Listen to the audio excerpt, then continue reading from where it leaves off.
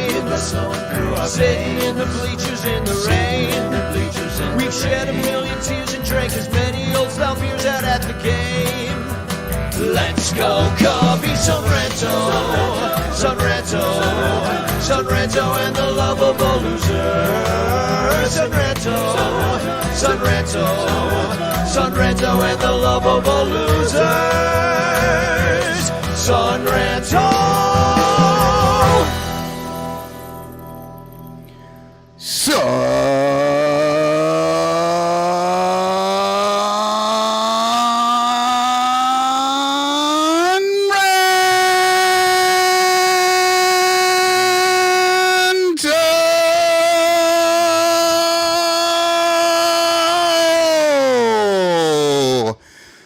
You hit that like Christian Bethencourt. Long and hard. How's it going, everybody? Welcome to the Son Ranto Show. I am your guest host tonight, Michael Cotton, and I am joined by the ever popular Mike Waller from the Cubs PS Plus podcast over on the other side there. And if we're lucky, we are going to get Sarah Sanchez from the Bleed Cubby Blue podcast to join us here in a little bit. She's running a little late because she's getting off of work. It's very late to get off work, but stupid jobs. Yeah, exactly. Why are we doing jobs?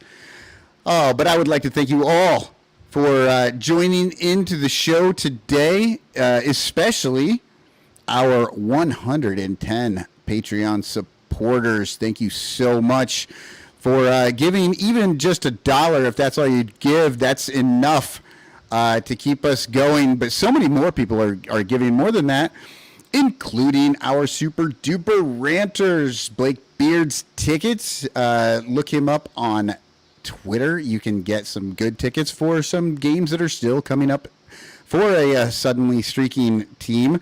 Rogue Wave Creative, they do website design stuff for all your website creative needs. And, of course, Mike Waller in the Cubs PS Plus podcast, who is sitting right there. Thanks, Mike. We really appreciate it.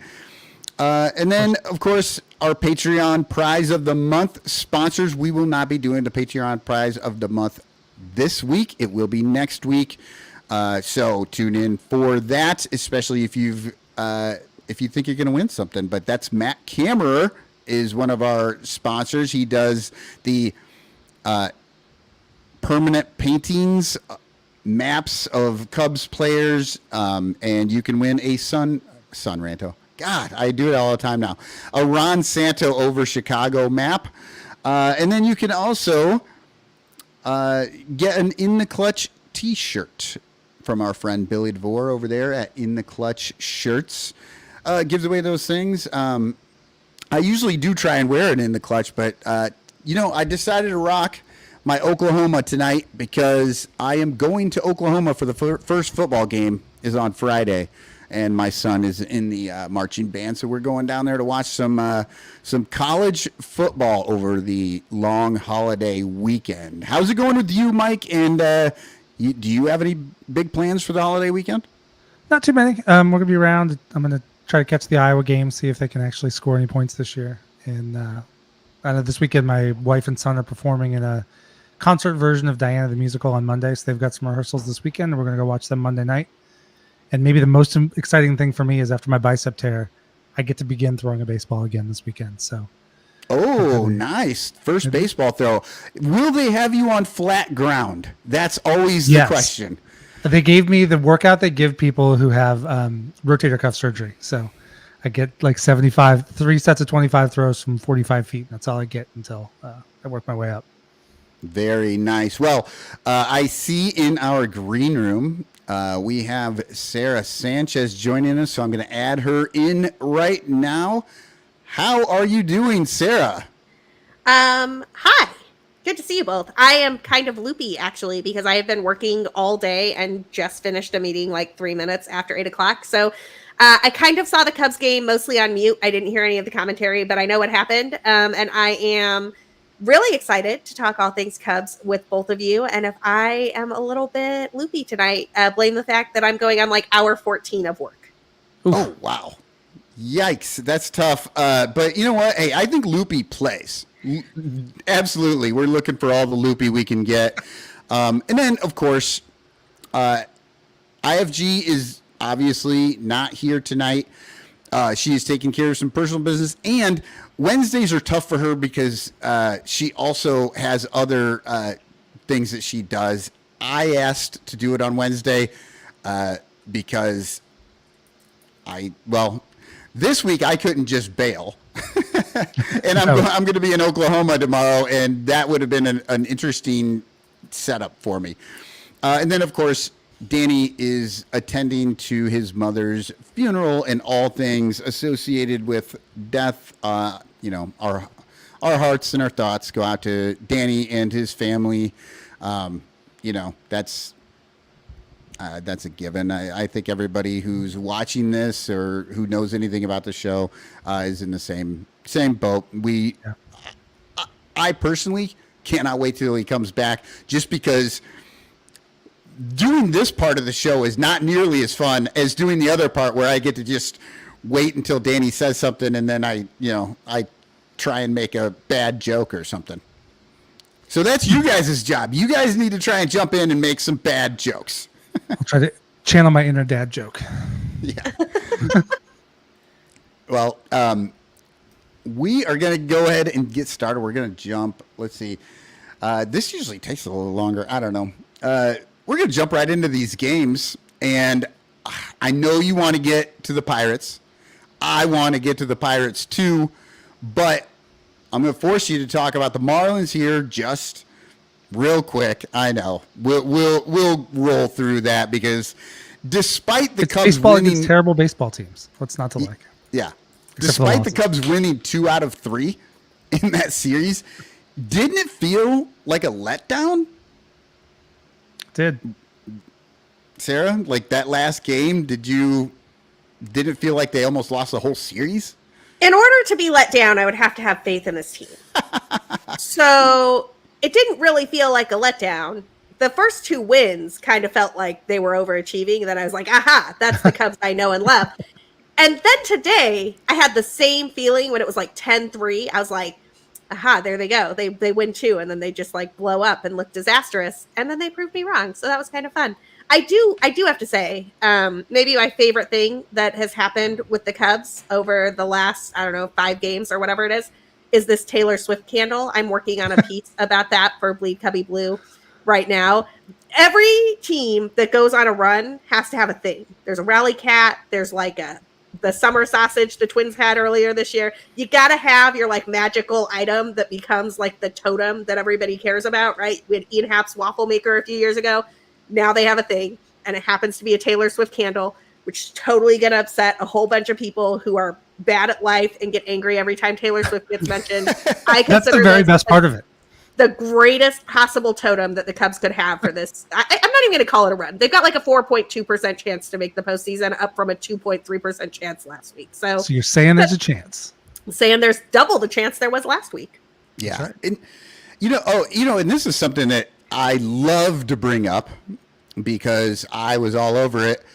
This run, in case anybody is wondering, is really coming off of the back of putting Ian Happ back up at the top of the lineup.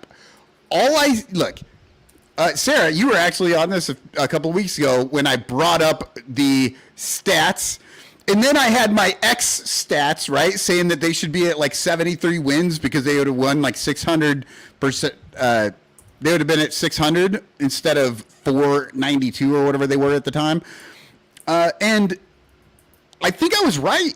Like, ever since Ian Happ's gone up there, I think they're sitting around that 600 win percentage, and they just keep rolling. And obviously, there's so many people out there who's going to say, the first batter of the game doesn't matter, blah, blah, blah.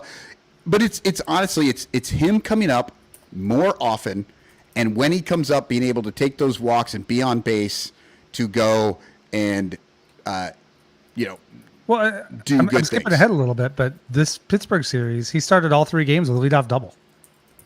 That's because it's Pittsburgh, though. Well, sure, but I mean, Babe Ruth in Pittsburgh. but it was right. He is Babe Ruth, but he was going up. No, he only against, scores a third of the time, but Yeah, he was going up against the Babe Ruth of Pittsburgh pitching. Paul Skeens today, so that's still nice. Jared Jones yesterday, coming off injury, but still. Yeah.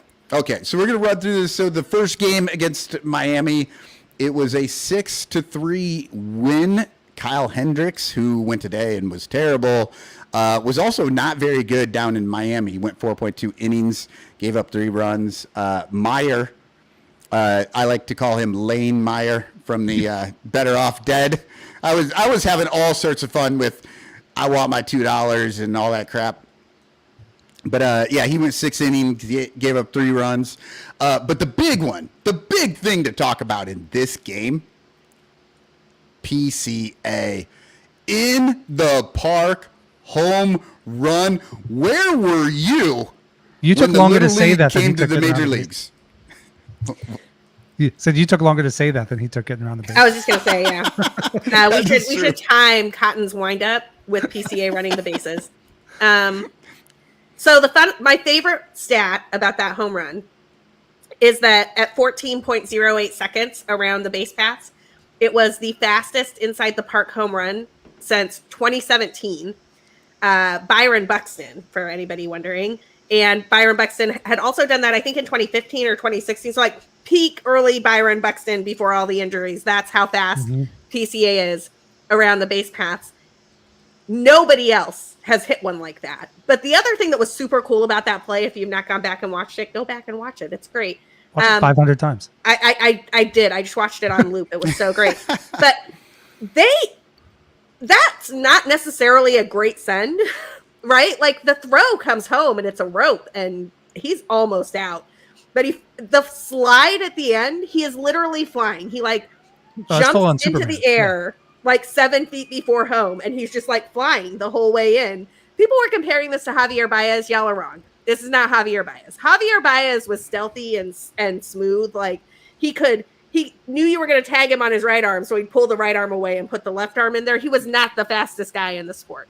PCA is 100th percentile sprint speed, fastest dude in the sport. I want to see him out there on a track racing Ellie De La Cruz. It was incredible. Yes. I loved it. And he followed it up the next day with the longest home run he's ever hit, 10-10, no notes. Right. Well, yeah. Look at the speed around there.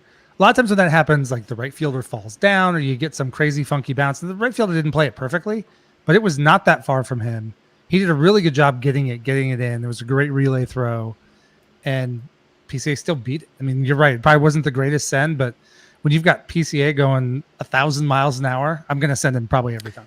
Oh, I'm so glad he was sent. Yes. But also, he could have been out, and it would not have been that shocking. And it was the fastest inside the park home run third fastest in the StatCast era, but like fastest in like 7 years. IFG tweeted it. I was gonna say IFG tweeted, and I didn't do the math, but she said that pace put him in like Usain Bolt territory. I didn't do my own math on that, so I'll take hers for it. Yeah, I saw memes. I did do the math, and him in front of Olympic sprinters, and then they would like put him in there and his speed. Yeah, but he was definitely. I did the math. It was 20.77 miles per hour, which is like too fast for a school zone. So, right. You're running down children in front of the school with that speed. Well, that right fielder, and I did know his name at one point. I don't care. It was actually a very bad play by the right fielder, and it wasn't the only one. And then they replaced him the next day with a different guy. The right field in Miami for that team, for the Marlins, is horrendous. Everyone should be hitting the ball to right field in Miami because I could not believe how many times over those like first 2 games that I just saw a guy running for a ball and not be close to it and like just have no chance. It was really bad, but that ball bounced, hit the wall, then went back over his head while he was going the other way. But yeah, it was the dive at the end that saved him. But I swear to God, if Wave him in Willie didn't wave him in at that point and stop, If he's going I to send Nick probably Madrigal would've- 500 times, you got to send. Yeah, I probably would have started crying. I would have been so upset because how many times has he waved guys in who had no chance? And here's PCA, the one guy that could really do it. Like, let him go. Let him go for it. I love that they went live mic with Council right the inning after that, and Council's just like, I needed to see him go. Yeah. Oh, it was so good. It was fun. And then moving on, the next game. So they scored 6. The next game they scored 14. 14-2.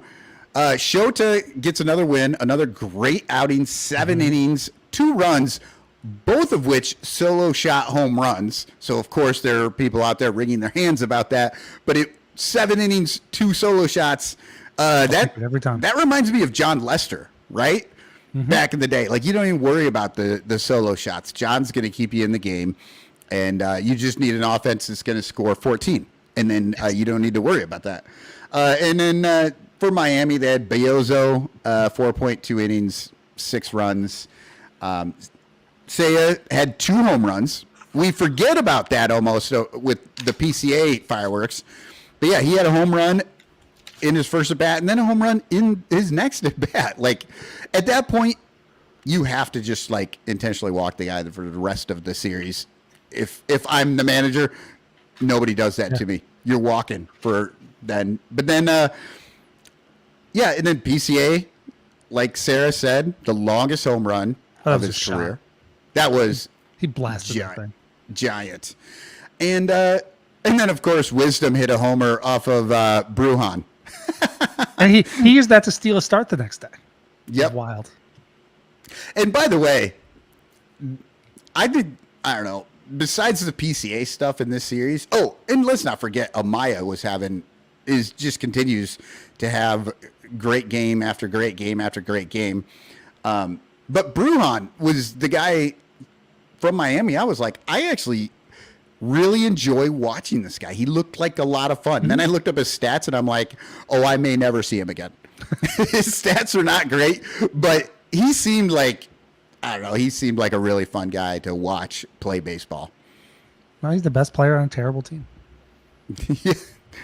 Well, I mean, the Marlins are just like, the Marlins are not good. They are rebuilding. There are some guys there who are sort of fun. Unfortunately, one of them got hurt during that series. Xavier Edwards has been on fire recently, but it's just not a very good team. They are fighting it out with the Rockies for the absolute worst record in the National League, and the only reason they're not fighting it out for the worst record in baseball is because the White Sox exist, which I truly, if you live in 100 losses Chicago before September is insane. If you live in Chicago and you have a shot to go watch the White Sox with this last month of baseball, you should, because you will have a chance at seeing the worst baseball team ever. Yeah, and that's kind of cool. Yeah. You may as well. I mean, you can actually go out there and watch Major League Baseball players do their thing and think, no matter how diluted it really is, you may think, I could maybe do that. No, game 3, lost 7-2. Assad had a rough game. Well, actually, no. Take that back. He wasn't even that bad. We're going to talk about this. Assad was fine. He had 3 runs. He got off to a bad start. Right. My notes in my head was people kind of lost their minds over Assad.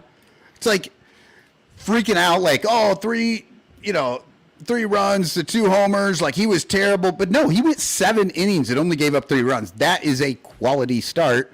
And he was efficient with his pitches, which he never does. He was like, 86 pitches, I want to say, through 7 innings. He was fine. Yeah. Yeah, especially since he's been struggling with his pitch count over the last few games that he's been out there. We have a great question from Dominic in the chat. Who has cheaper tickets right now, the Cardinals or the White Sox? I don't know if anyone has seen what's going on in St. Louis right now, but number one, their turnstile returns. I just saw this from Derek Gould on Twitter earlier today. Are like at 27, like they're reporting like a 27,000 attendance, but if you actually look in the stands and the number of people who have come to the park, it's less than 13,000. These are the worst crowds the Cardinals have ever drawn. So gotta love it when St. Louis and the South Side are both suffering at the same time. Yeah. Oh, it is wonderful. I actually saw, I don't know, somebody posted out there, the announcer saying I don't know that I've ever been to a Busch Stadium like this and blah, blah, blah. But where's he been for the last couple years? Because that stadium has sucked for a few years. Like, they're giving away tickets down there for these games, and they always, claim it's it's sold out or whatever. But, yeah, it might be sold out, but the turnstiles did not spin that many times. So, but, no, I also had a note in here for, like Mike, you said Bruhan might be the best player on a bad team. He's not. Norby is. Norby. Yeah, Norby, they just got him from the Orioles. What he is going to be a Brewer someday. I just know it. He is. And he's going to destroy us, and it's going to suck so bad. But poor guy, right? You're playing on the Orioles. They're a good, fun, young team, and then you end up on the Marlins just out of the... I felt like that kind of came out of the blue. I don't follow the overall league quite as closely, like maybe as you, Sarah. But did this seem like sort of an out-of-the-blue trade? No, Norby's on fantasy lists as like a potential impact player. So Baltimore kind of has the situation that the Cubs had in 2016. And I want to be very clear about something here. It is not the situation the Cubs have right now. Like, the farm system in Baltimore is a level above where the Cubs are at. And I know that there are some lists that might put the Cubs system higher than the Orioles or whatever. All of that is because of the way people evaluate farm systems and whether they're looking at proximity to the majors or whether they're looking at overall talent and a bunch of other things. The Orioles have a bunch of guys who could be impact players for other teams that do not have a position to play on for them. Similar to, like, where is Gleyber Torres going to play? I don't know. Let's just trade him for a closer, right? Like, that's that type of situation. And so okay. Norby is kind of, I mean, I would say that Norby's like maybe give me a 40-45 value name. I'm blanking at the moment, Waller, but I know you know a couple of. I'm glad you're asking Waller, because I don't even understand the two. What about Triantos? What you just said. Yeah, maybe Triantos. I think Triantos is probably better than Norby. Maybe a touch lower than Triantos, like that next tier down. Yeah. A guy who could play, guy who might be impactful. Kind of, actually, maybe a good way to think about this. Jamer Candelario, when he was traded to the Tigers, without the same level of prospect that Connor Norby is. Jamer Candelario turned into a really nice player with his time with the Tigers, his time with the Nationals, good enough that the Cubs traded for him again, right? But Jamer Candelario was not ever going to be an all-star. He never had the upside that Chris Bryant had. He never had the upside that Ian Happ had. He never had the upside that Wilson Contreras had. He never had the upside that Kyle Schwarber had. He never had the upside. You see where I'm going with this? Yeah. Like, when you have Jamer Candelario to spare in your system, you can just trade those guys to the Marlins. And they did with Connor Norby and Kyle Stowers, for that matter. Stowers was probably the higher ranked prospect in that trade. Oh, okay. I will say I got a bunch of friends who are Orioles fans, and they were pissed about Norby. Yeah, they're both really good players in the trade. Yeah. Well, and of course I have the small sample size of, I only watch the Marlins or pay any attention to them when the Cubs are playing them, and I see Connor Norby just just do all this stuff, and I'm like, I hate that. I don't even know who this guy is. I hate him. I wish he hadn't left the Orioles, because I just don't want to see him in this game. But that was it. I will say, like I said, the Assad thing. He pitched well. I really like Assad, but Mike, I think maybe you mentioned it, Cubs Pod or something, that if that had been Jameson Tyone or or even Imanaga or whatever, and they go 7 innings, 3 runs, like, nobody says a word. There's but just because kind of it's a Assad, there's just kind of a built-in narrative. So, like, when Justin Steele goes out there or Shota, unless they just completely crap the bed, like, oh, awesome, Steele kept us in the ball game, got through 7 innings. Shota got 7 innings, gave up a couple runs. It's all great. When Javier Assad does anything negative, the masses on Twitter freak out and they say he sucks. And when it was a rough start. Like, didn't he give up all 3 runs he gave up in the first 2 innings? So It looked like maybe it was 2 in the first. I can't remember exactly how it went down, but it was a bad start, and then he settled in. And that's all people remember, that he sucked to start the game. Never mind that how many starters, if you get them in the first inning because they haven't found their feel for the day yet. Like, Well, He just needs to calm it down. was the same situation as Imanaga the day before. Imanaga gave up 2 home runs. They just happened to be solo shots. The 2 home runs that But they like him in that- August. It's okay. right, but Assad gave up 2 home runs. It's just that one of them had a guy on, right? Yeah. But it was still, it's the exact same situation as one had a guy on, so it was 3 versus 2. But yeah, it's And I get the what frust- I like to call the Morel effect. Yes. No matter what Morel would do great, nobody could see it. Yep. But the second he did anything wrong, everybody was all over him like he can't play in the league. It was, And even if he's effective, I get the complaints when Assad throws like 3 starts ago, 4 innings and 97 pitches. Like, you got to be able to go deeper if you're going to be a regular starting pitcher.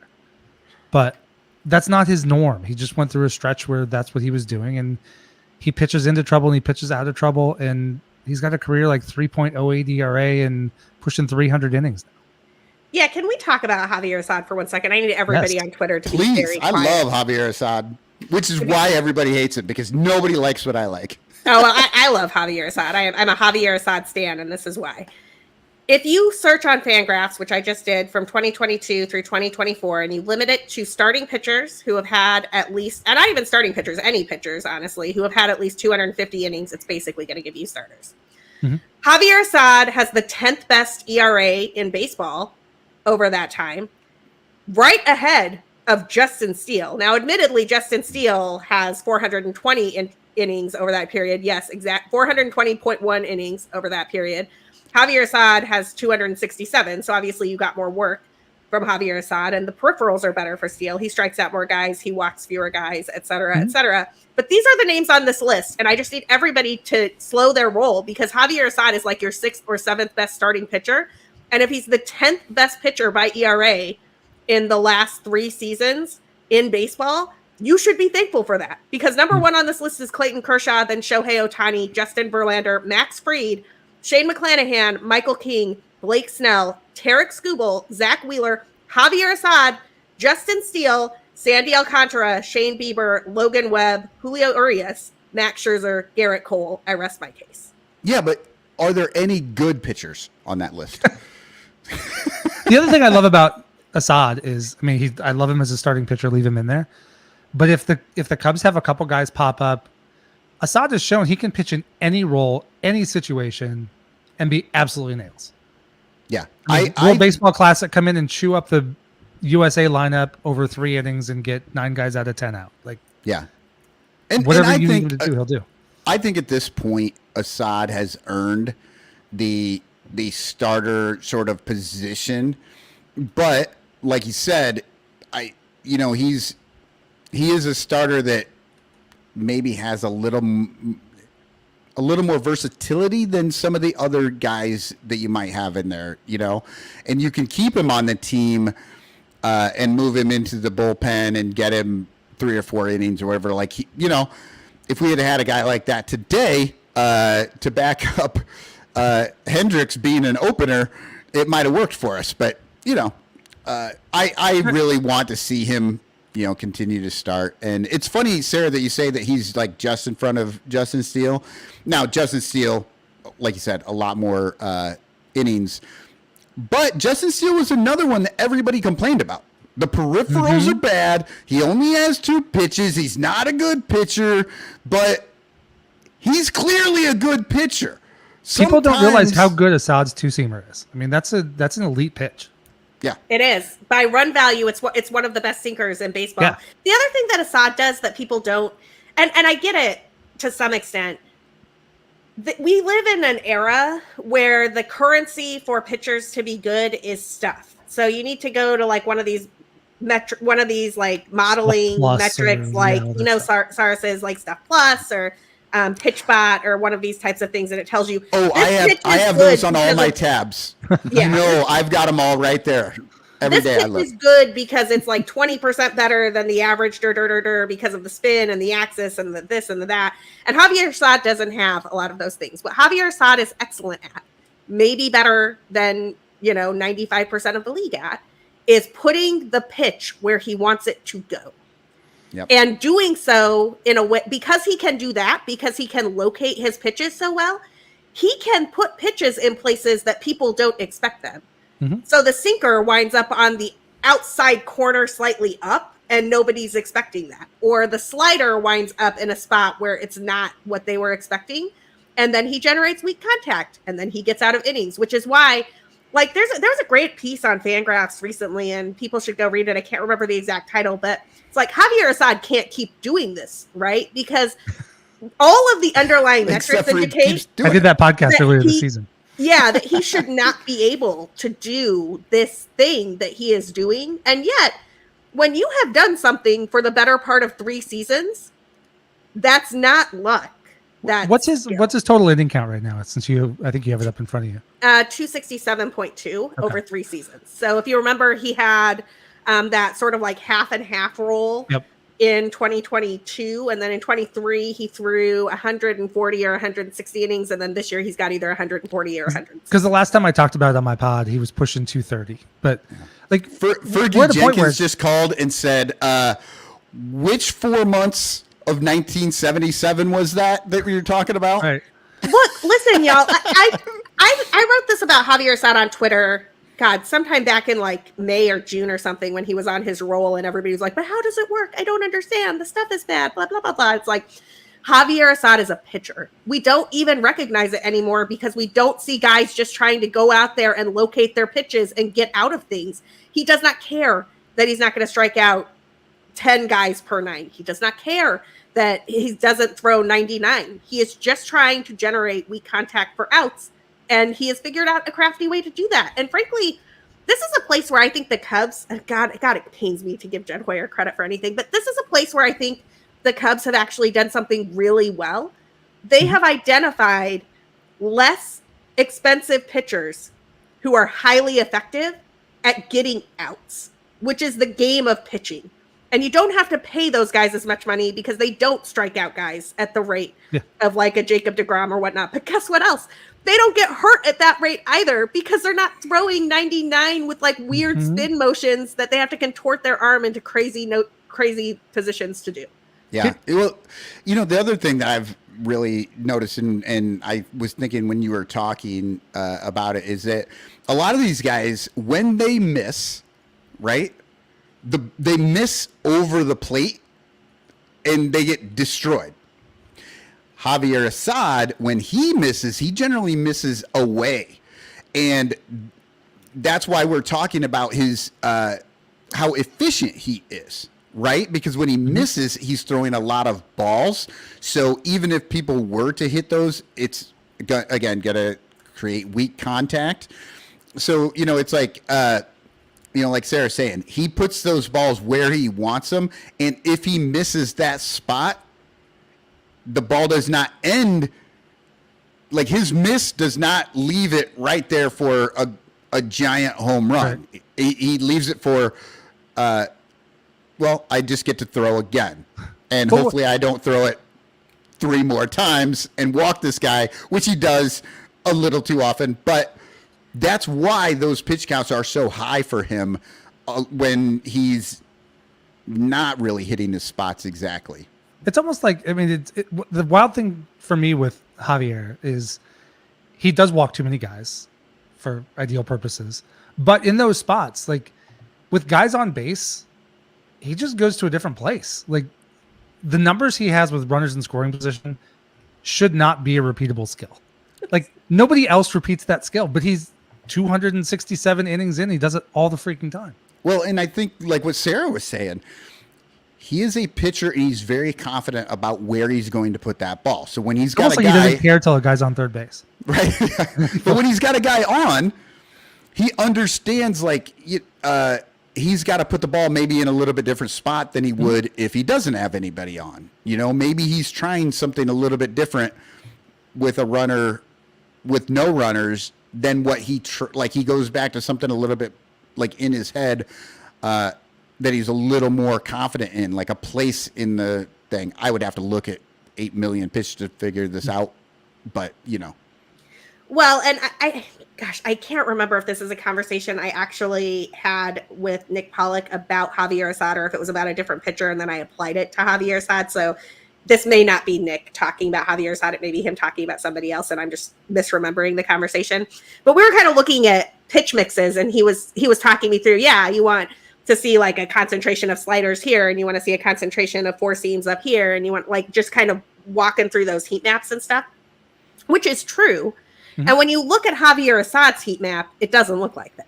It's kind of like a Jackson Pollock scattershot, right? It's like he's got the sliders all over the place, and he's got the four seams all over the place, and he's got the sinkers all over the place, because he is deliberately locating them where the batters will not expect them. He's doing a thing that is different than everybody else that is working for him. My favorite thing about Javier Assad, it's related to something that Everett said in the chat, where he doesn't make me nervous when he pitches. Javier Assad is nailed, man. Yeah. Javier Assad is this kid from Mexico who was never a top prospect, who was never supposed to be a starter in the majors, who was supposed to be kind of like a mid-inning relief guy who was going to journeyman his way around the league, and like maybe if Javier Assad was really lucky, he might hit arbitration someday. And here we are. Javier Assad has the 10th best ERA amongst starting pitchers who have thrown at least 250 innings over the last 3 years. That's not an accident. That is a dude who is just like, I am going to shove this down all of your throats every game, all day. And the first time I saw it was in the World Baseball Classic against Team USA, when Javier Assad came in the middle innings. And like, I think it was, he faced 9 batters. He faced the entire starting lineup for Team USA. The only person who got a hit was Mike Trout. Yep. Like, come on. That's ridiculous. And just for David Elliott, David Elliott just said, this is fantastic baseball analysis. Y'all forgot what show you're on. So we'll give him actually the last word. It's got to be the glasses, David. It's got to be the glasses. He put the glasses on, and he can see where the ball's going. That's what's going on. Sorry, Danny. We'll try to be bodier for the second half.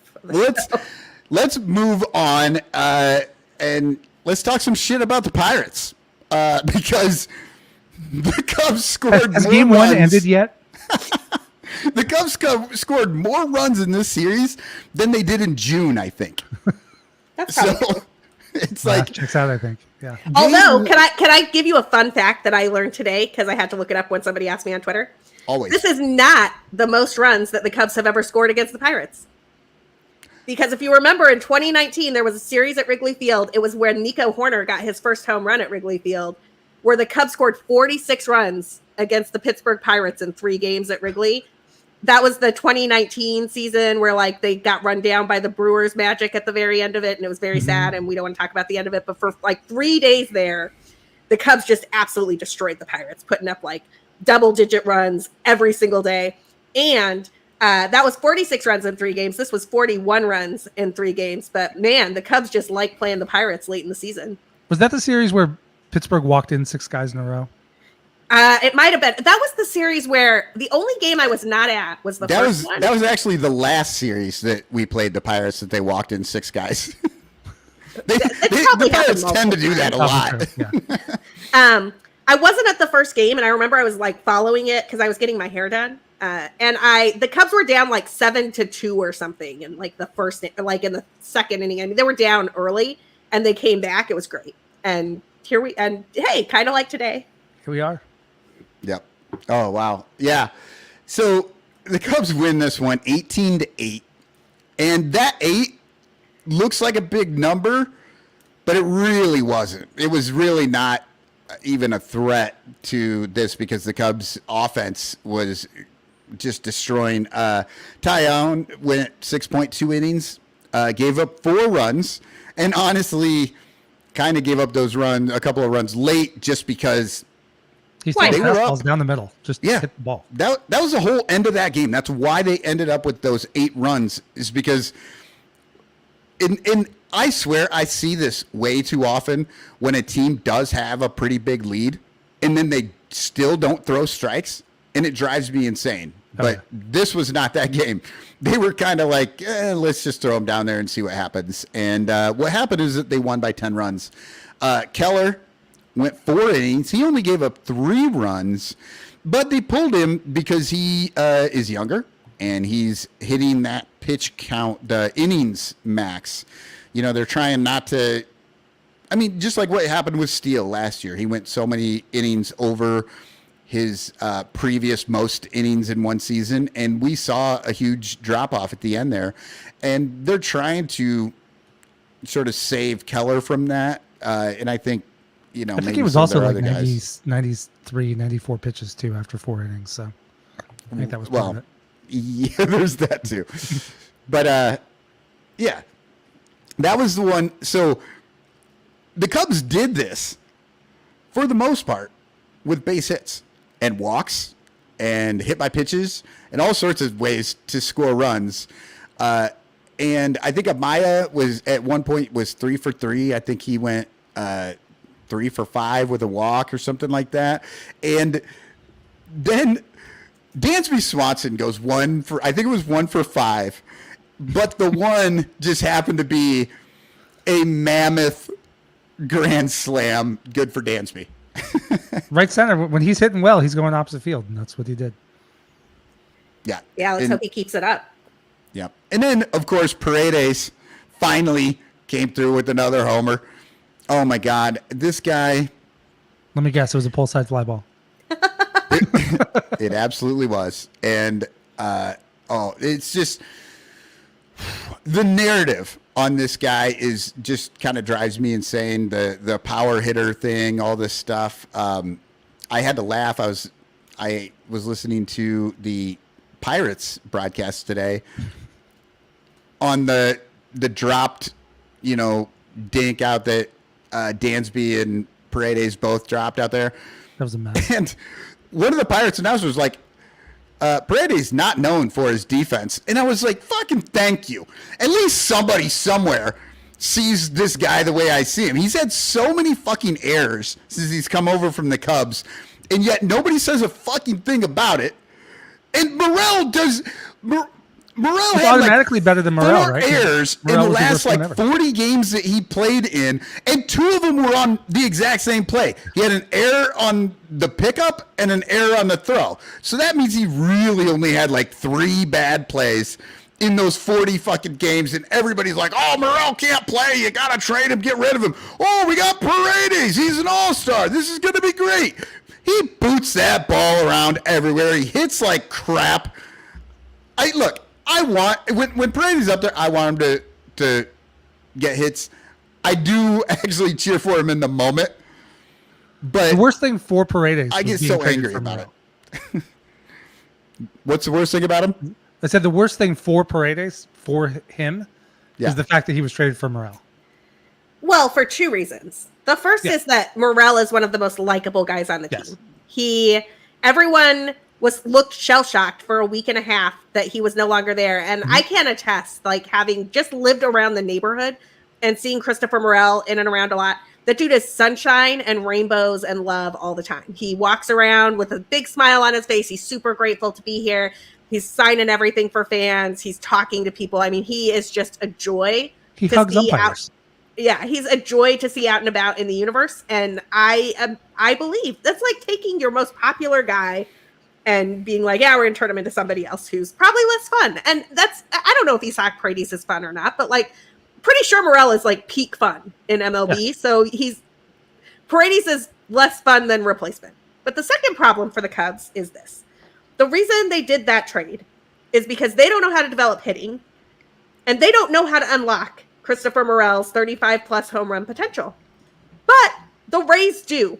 So within about 3 or 4 years, what we are going to see is Isaac Paredes is going to be a perfectly acceptable, fine third baseman who's doing his poolside power thing, never probably going to make an All-Star game again unless the Cubs only have one All-Star and he happens to be it. Making some errors, doing his thing. He's fine, people. And Christopher Morel is going to be a stud. He is going to be a David Ortiz level designated hitter, and people are going to be like, how did the Tampa Bay Rays get him for Isaac Paredes and a guy who throws 100? And it's going to hurt. And it's going to hurt because the Cubs are bad at developing players. That's the thing that I always everyone forgets too. Everybody acts like it was Morel for Paredes and it was nothing else, right? Just Morel for... No, the Cubs will not and cannot win this because they also threw in Biggie, who is a good pitcher. He was already like starting to make his way into the MLB. Like he's on the cusp of that, and he's just a throw-in for this. Like that's insane. But got it. John Pincus is screaming at his computer right now. Cubs are 7 over since Morel left. We know, John, but that also coincides with Ian Happ being at the top of the lineup. I think there's a correlation. Just like I've been saying this whole damn time. I just think that it's wild that Pincus thinks that Brandon Lau's option is going to get picked up by a team that doesn't spend money when Christopher Morel costs the league minimum. Like they have an option to pay Brandon Lau or pay Christopher Morel like 1/4 or less of what Brandon. Like, come on, this is the Rays, Pincus. Like they're not picking up Lau's option; he's getting traded. Well, and with trading Morel, I was kind of waiting for it all off season. Yeah, same. But I was hoping it was going to be like, I mean, for throw real caution to the prospects, wind, like a Juan Soto deal. Like if it's Morel in a package and you bring back Juan Soto, I will wish Christopher Morel the best and be thrilled about the trade at the same time. Yep, absolutely, that's correct. Yeah, and look, I understand who Morel is. He was very fun, and he was not quite the player that I think he's going to be yet. Mm-hmm. But that does fall upon the Cubs front office and their coaching staff to bring that out of him, like Sarah was saying. And here's the thing that really struck me. Sarah, you said this, and it was normal volume and all this, but in my head, it just screamed. You said the Cubs can't develop hitting. Hold on. This is the team I thought that couldn't develop pitching. Now they can't develop hitting. Can we just get a damn team that'll develop baseball players to play the position that they play? Like, it just seems like, well, I guess we can't do both. It drives me freaking nuts. I will say, I think the Cubs pitching development has been much better since the pitch lab. And I already gave them my shout outs on the like Justin Steele, Javier Assad types of the world. They obviously got a stud in Shota and did so at a rate that like, hold on. I cannot let anybody say this without pushing back. Shota Imanaga went to the Cubs. Yes, the I know. Cubs did not go find him. I'm not giving the Cubs any fucking credit. Oh, I am. For Shota Imanaga. No, he came to them and he took a sweetheart deal for them. They're like, yeah, we'll take you. They did not go looking for him. He was sitting in Chicago waiting. He wanted to be in Chicago. Shota pushed that. Jed didn't go out looking for Shota. He just found out that Shota wanted to be there, and then he was like, good, I don't really actually have to go after Ohtani or the other guy that the Dodgers got. Yoshinobu Yamamoto. Yeah. I disagree with you on this a little bit. Like, I am very loath to give Jed Hoyer credit for much, but the pitch lab, Shota, those are things that Jed Hoyer made great decisions on, and he deserves some credit for them.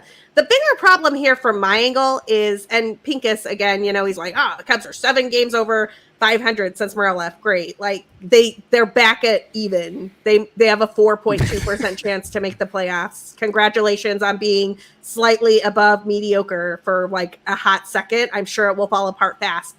The problem for the Cubs is that if they can't figure out internally how to unlock 35 home run potential out of Christopher Morel when they've cut his strikeout rate, increased his walk rate, and he's got one of the best hit tools, fastest bat speed, yada, yada in baseball, they can't develop a superstar, which means they have to go pay for a superstar because there's only 2 ways to get a superstar. You either develop them or you pay money for them.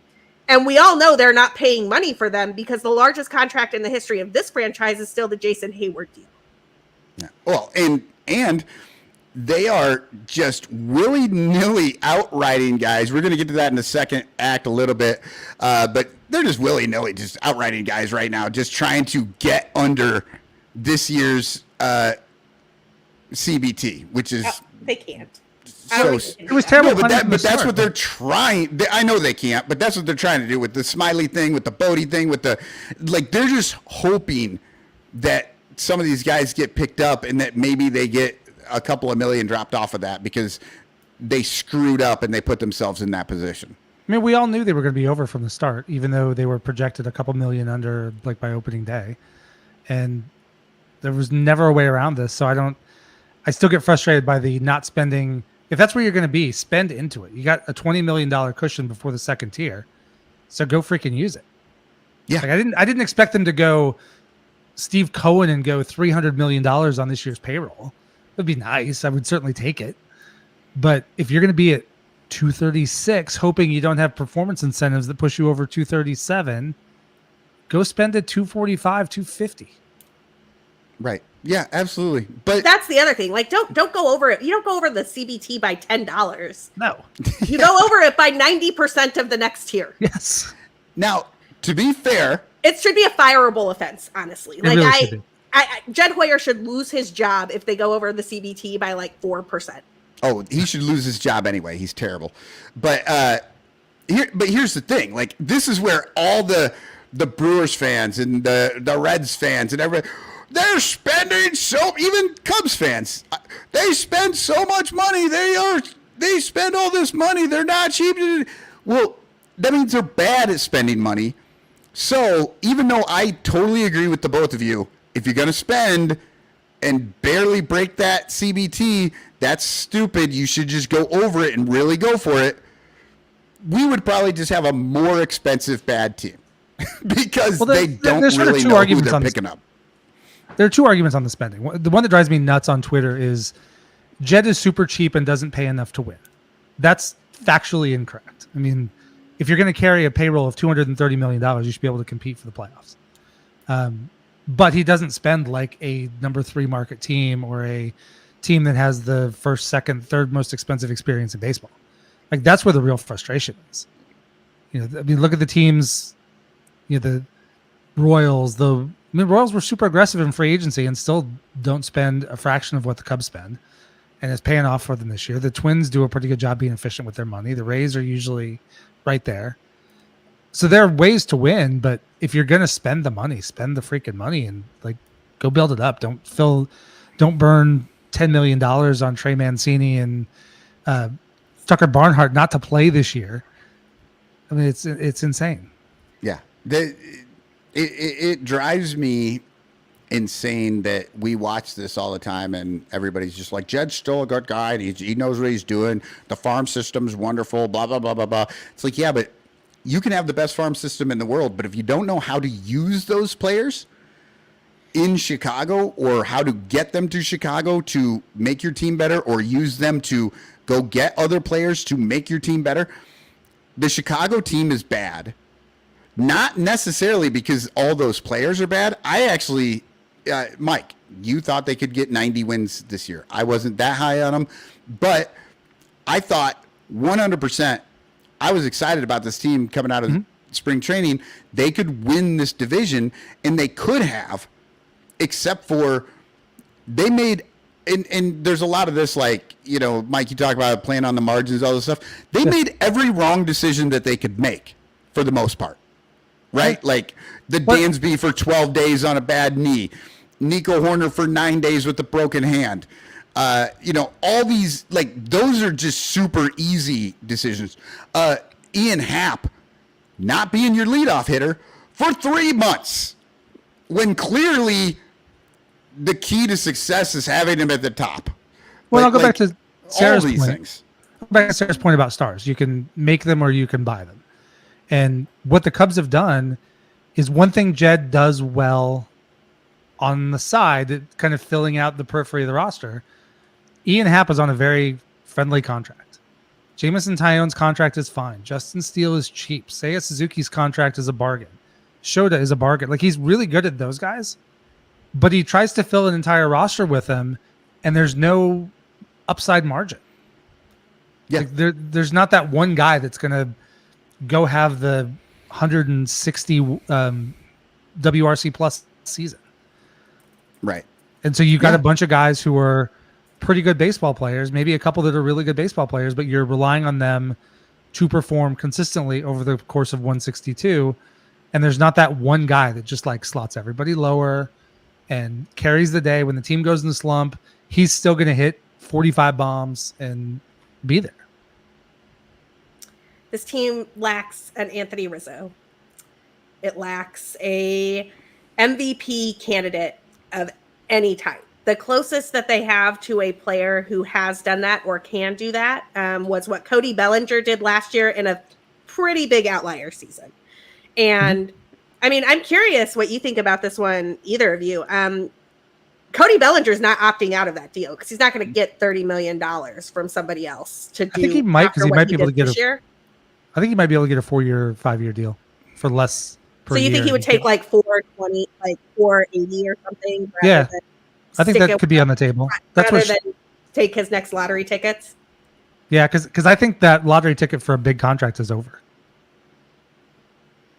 But yeah, I mean, we'll see what he does. I could see it. I could see it going both ways. I could see it going both ways as well, but I think at the beginning of this season, there was this idea that he absolutely would not opt out of that, or that he absolutely would opt out. Like he would have a good season and then he would bail. And now I don't think anybody can actually predict either way. It's a 50-50. Maybe even me personally, I would agree with Sarah more that he's going to stay and keep his 30. But that's like, Mike, what you're saying, like the 4 for 80, like I totally could see that as well. It's just, that's a thought that wasn't in anybody's head really to start this season. I'll tell you what makes me think that, Sarah, is last year I disagreed with you, but that's what you called on Marcus Stroman. Because Stroman was able to he didn't get 22 million that he was going to get with the Cubs, or 23, whatever it was. But he was able to get a 3-year deal with the Yankees for $38 million. Yeah, that's fair. I have thought about that with Bellinger. I think the difference with Stroman and Bellinger, to my mind, is that Stroman was in the last year of a multi-year deal as like how old is Stroman? Like 32, 33, something like 32, 33-year-old pitcher. Now, yeah. Really was going to be like his last shot at a multi-year contract. Like Bellinger is like 30. That's true. Yeah, I mean, there's another year. He has another option, right? Like he can hope for a better deal at 31 than he got. I don't know. So some of the age stuff, that's part of why I asked, because I'm not sold either way. But I bring it up because this potentially creates a long-term roster construction problem for this team. Because if you have Cody Bellinger on this team, you're not playing him in center because that's where TCA. Not anymore. You're not playing him at first because that's where Michael Busch is going to play. You could have last year, but you can no longer do that because you traded for a guy who looked a little shaky to start the season and has absolutely become the first baseman that we've needed for the last 4 years. Totally. So now you've got Cody Bellinger in right, which moves Seiya Suzuki to your designated hitter position. Who can what position is open for them to sign? I think they'd have to open one in trade. And that means they don't have a position open to sign a star. No, they'd have to open one. Isaac Paredes is 25. He's under team control until like 2028 or 2029 or something like that. Dansby isn't going anywhere. Nico isn't going anywhere. Hap isn't going anywhere. I could see them. I could see Nico getting traded. Nico is one of the few on this team that has value, and they can move him because obviously Hap has the no trade. It's too expensive for Dansby.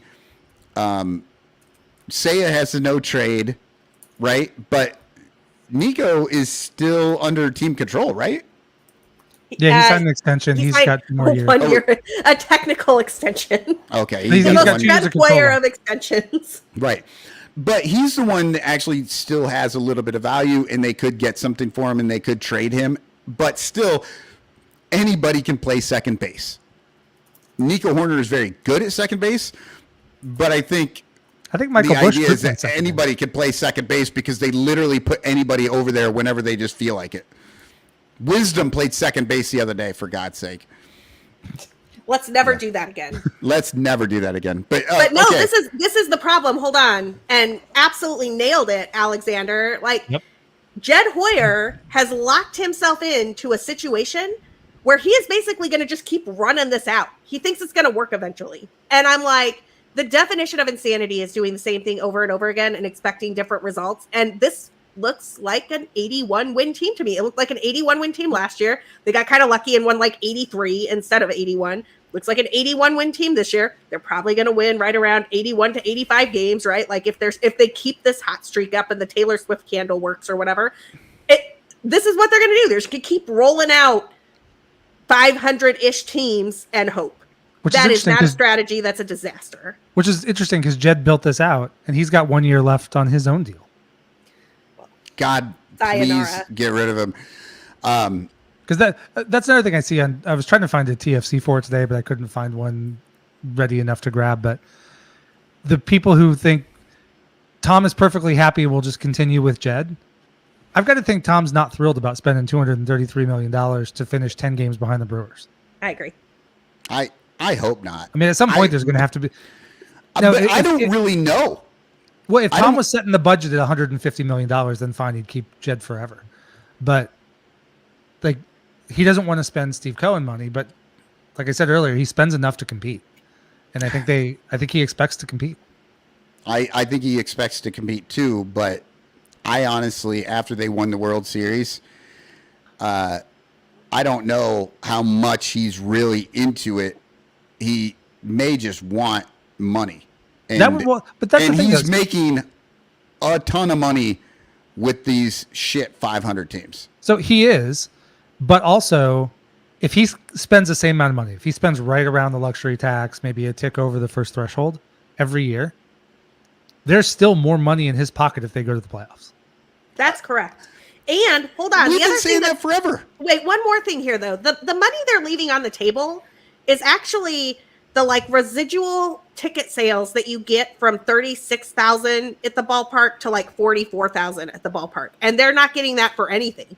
The only time that ballpark is sold out is weekends with a marquee opponent. Mm-hmm. So like that Yankees series is going to be insane, right? Like that's going to be sold out. I sold my tickets for a lot of money. Yeah, those tickets are really pricey. They're pricey through the Cubs. They're pricey on the resale market. Like it happened with the Mets too. It happened with the Phillies too. Like it happened with the Red Sox. Like there are times where they sell out that place. And then it's a weekend and it's like the Cardinals they don't sell out Cardinals games. They don't sell out Brewers games. They don't sell out Pirates games. They don't sell out Royals games. Yep. They don't sell out any of these things. They're leaving that ballpark at reported 80-ish% capacity.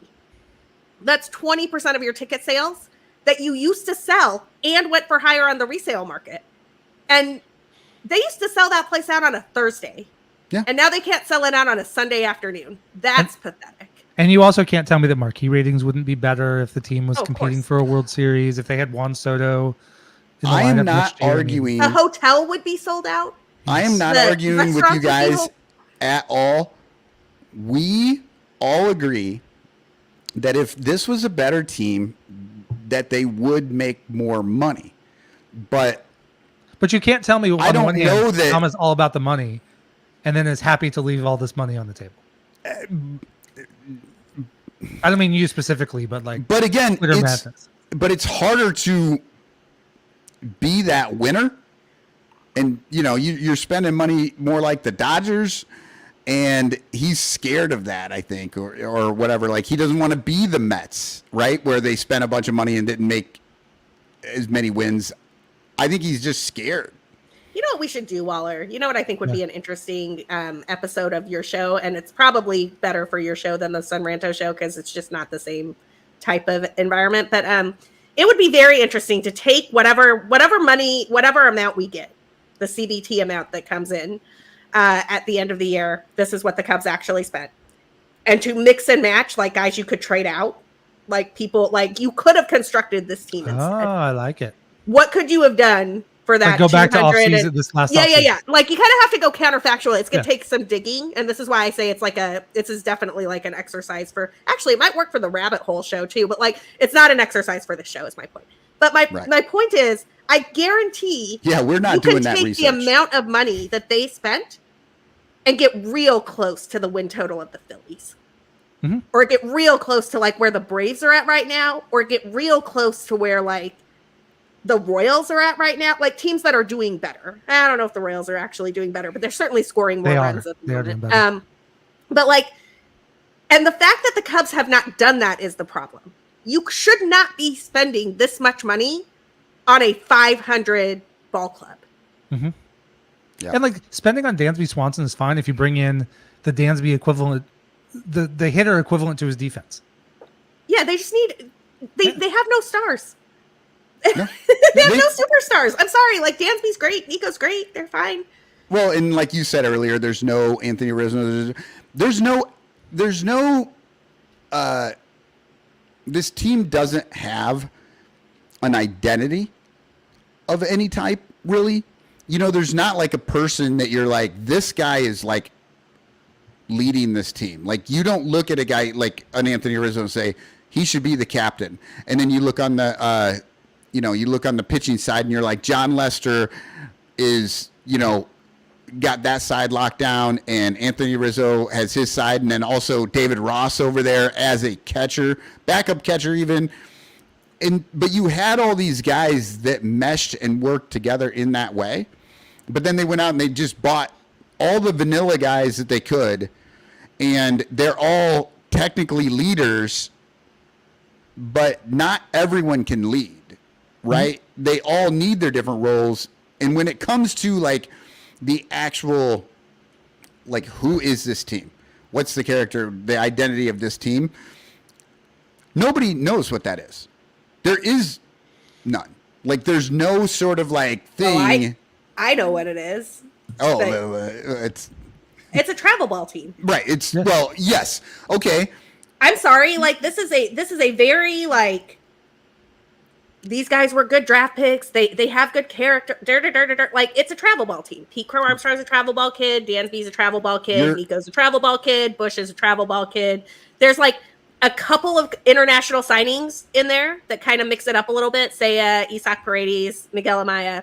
But for the most part, the bunch of kids who played travel ball when they were, the 10 and up team, the 11 and up team, we were doing showcases when we were 14. Okay. Well, you are absolutely correct in that they're a travel ball team.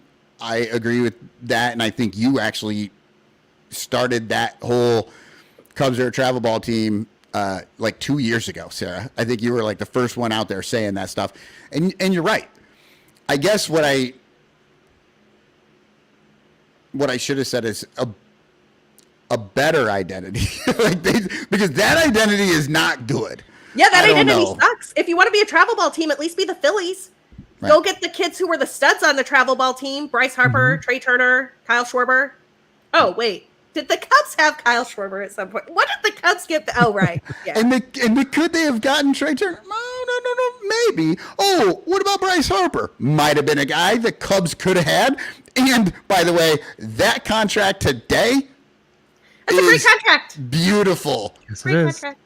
Okay. This is why you don't worry about contracts 4 years in the future. Unless it's Xander Bogaerts. That was atrocious. I don't know, man. That Xander. Okay, let me ask you this question. 11 this for would be a fun 280? exercise in 5 or 6 years. All right. Who would you rather have for the 6 years of their deal, Xander or Dansby? I think Xander is a better player. Xander. And I truly don't care if the Ricketts spend $13 million a year on him. No. Yeah. I don't either.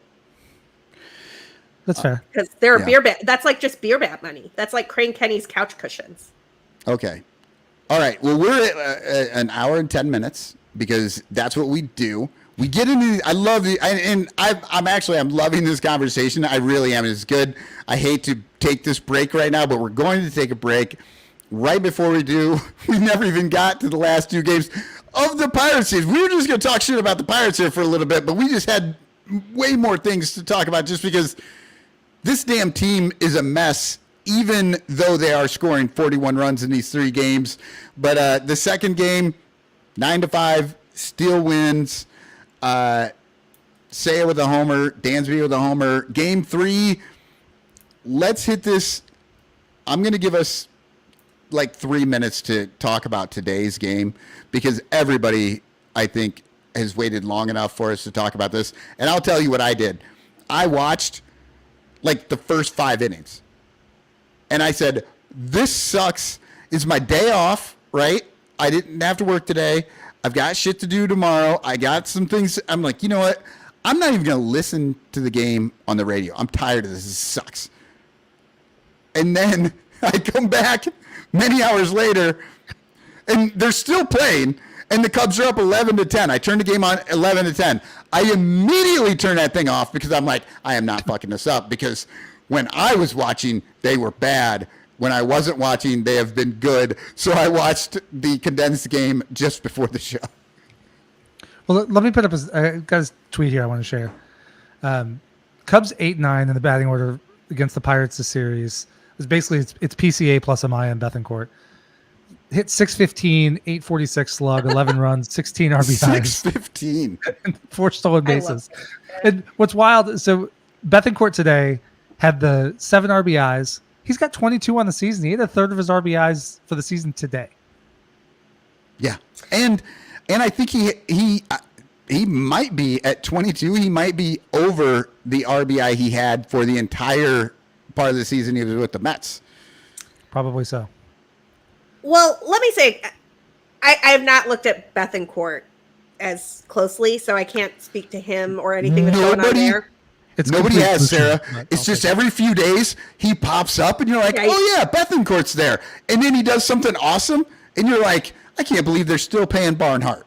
Well, he was a top tier prospect, so I'm not actually that surprised that Christian. But He's always been good 32. defensively. He's just never hit. But I want to talk about Miguel Amaya for a second. Yeah. Because one of the things they have been talking about a lot on Marquee Sports Network, they do some good analysis over there, and I want to give them some love. Since July 7th, when he did this, like, I'm going to change the timing on my swing thing, Miguel Amaya is kind of a stud. Like, he always was one of these guys who could hit at catcher in the minors. And so if that's a durable and real change, I am intrigued. Mm-hmm. I still want them to sign catching depth in the offseason, but mainly because I'm not sure about Miguel Amaya's glove. Like, he doesn't really throw guys out all that frequently, and the running game is just going to get more intense. So I'm a little bit not sold on him as a defensive catcher. Framing is fine. Like, it's the pop time metrics and the arm strength and accuracy that I'm worried about. But the hit tool might actually play, which is not something I thought I was going to say in June. In June, I was just like, what is going on with Amaya? Well, I've talked about it a little bit. I mean, it's very easy to forget, and we don't know yet. It's been like 6 weeks. So, like, I don't know if this is a hot stretch or if it's really what you just said. But Miguel Amaya is a guy, legitimate prospect coming up. He was top 100 MLB pipeline. I think everybody had him consensus top 100. 2019 to 2021, he was shooting up the system. But then he lost the end of the 2019 season. There was no minors during COVID in 2020. Early in 2021, he tore his UCL and had Tommy John surgery. Came back late in 22. Like, he played like 63 games over the course of 3 years. And so that's big development time lost, major injuries he was fighting. And when he came back, he had a couple setbacks in 2022 at the end of the season. And he had no options. Like, he probably, in an ideal world, would have been in Iowa catching every day earlier in this season, but he had no options and they stuck it out. So there is, I mean, if he was properly assessed in the beginning, there's very much real talent in there. And if he just needed this time to find it, that could be a huge win for the Cubs. But to your point, Sam, I still want them to get more depth. I just want to share a couple of stats, and I don't know how to do the fancy graphics things that Waller and Cotton are doing here, so I'm just going to read them. I just learned tonight. So if you go to Fangraphs and you go to the splits tool and you scroll down a little bit, you can look at monthly numbers for players. In the advanced tab, there's this number called WRC plus. It's my favorite, all-encompassing hitter stat. It basically measures off of 100 being league average. So any number above 100, you're that percentage better than the league at driving in runs, or at creating runs, I should say, not just driving them in, but also scoring them, etc. Any number below 100, you're that much worse. It is normed for park effects, so you don't have to worry about like Colorado playing different than Wrigley Field. With that, all of those caveats. In March and April, Miguel Amaya's WRC plus was 71. That is terrible. Mm-hmm. In May, it was 37. That is not rosterable. In June, it was 32. That is not rosterable. In July, after this leg kick timing thing, it's 148. And in August, it's 182. That is a miraculous turnaround. That 182, that's like Mookie Betts territory. That is like Juan Soto territory. Yeah. Well, I was going to say Aaron Judge, but it's not Aaron Judge territory. So when it comes to these catchers, obviously, Sarah, what you're saying, like, I do hope he keeps hitting like this, and everything says, like, what he's doing, he can continue to do it. That's what it looks like to me. Like, it doesn't seem fluky. Like, sometimes guys get streaky. His streak has been, like you said, it went from 148 to 182. That's 2 months. That's not streaky. Like, that guys go on like a high week and a low week and a high week and a low week type of thing. He's just doing better. But yeah, I think there are issues with the pop time and stuff. The thing with Bethancourt, the only issue and the only thing that frightens me a little bit about Bethancourt is that he's popped in here. He's doing some good things with the bat. He catches a good game or whatever. I'm a little worried Jed signs him for a couple of years, and we get, we just get the second year of a 33-year-old catcher who just had a resurgence at a new ballpark. You know what I mean? Like, just kind of felt a little bit better, and I think Bethancourt's hitting. I think Bethancourt's hitting right now is fluky because he's never done it before, and I think he's just hot. But there's also that's what I'm worried about. I don't know that what Bethancourt is doing right now. But if Amaya's is repeatable, but I'm a little worried he gets that backup catcher job because of what's happening right now. And then, I mean, fine, it's a backup catcher, but still. But like if Miguel Amaya is the offensive catcher and he's your primary, he's going to start most games.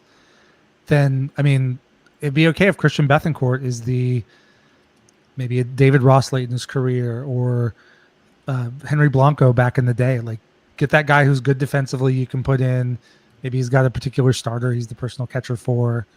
I don't think it's terrible. I mean, I'm not sure he's the best option for the backup catcher. I'd probably want somebody who could be a veteran backup who could step in and start if Amaya gets hurt or if it turns out that the league adjusts to him again and he can't adjust back. Right. But yeah. What do you think, Sarah? I like I said, I have not done a deep enough dive on Bethancourt you're asking what happens. Sorry, more for the kind of catcher again. you'd want to. More for the kind of catcher you'd want to pair with Amaya. Somebody really good and experienced, Wilson Contreras, maybe. Sorry, did I say that out loud? Yeah, Wilson Contreras. No. All seriousness, Moises Ballesteros, and I understand he's got defensive issues, but I also understand he's 20. I want to see what Moises Ballesteros can do. I think the Cubs have like a Salvador Perez type sitting in the minor leagues, and I don't know why you wouldn't just let him figure it out up here when you need to go out and get a catcher. Apparently, at the trade deadline, they were trying to like trade for Logan O'Hoppe, which the Angels were just like, nah, because nobody's going to trade you an offensive catcher who can like do the thing. And the Cubs have never had one before. Yeah, it's weird. I don't think they're going to trade for one. And I don't know who the free agent catchers are this offseason, but I don't remember the list being like something I was thrilled about. Like, oh, go sign like Danny guy. Jansen. Like Danny Jansen's probably the top of the list. Though. No, I never did. I'm just saying, like, that's lower. I want Moises Ballesteros to come up early. I want them to turn Moises Ballesteros into Salvador Perez. Let's do that. Okay, from your lips to somebody other than Jed's ears. I hope. Firmly prepared for Moises Ballesteros to become my favorite Cub the second he steps foot at Wrigley Field. He's going to be. And then they'll find a travel ball player to trade him for. Christopher Morel, Javi Baez, Wilson Contreras, Moises Ballesteros. Yes. Okay. Well, we're about to go to a break, but for the first break, what we do is Who's That Cubby? And today we have a left-handed pitcher in his windup here. So if you think you know who that Cubby is, I'm gonna do a couple of commercials here. Put your answers in the chat, and when we come back, I'll show you who it is, and we'll have a little fun time reminiscing about him, because this is a guy who is within our time frame. But let's go to, let's see this one. All over Chicagoland, there are thirsty, frazzled, overworked Cubs podcasters who are struggling to survive one more baseball season in the dog-eat-dog world of unpaid content creation. But it doesn't have to be this way. You can make a difference.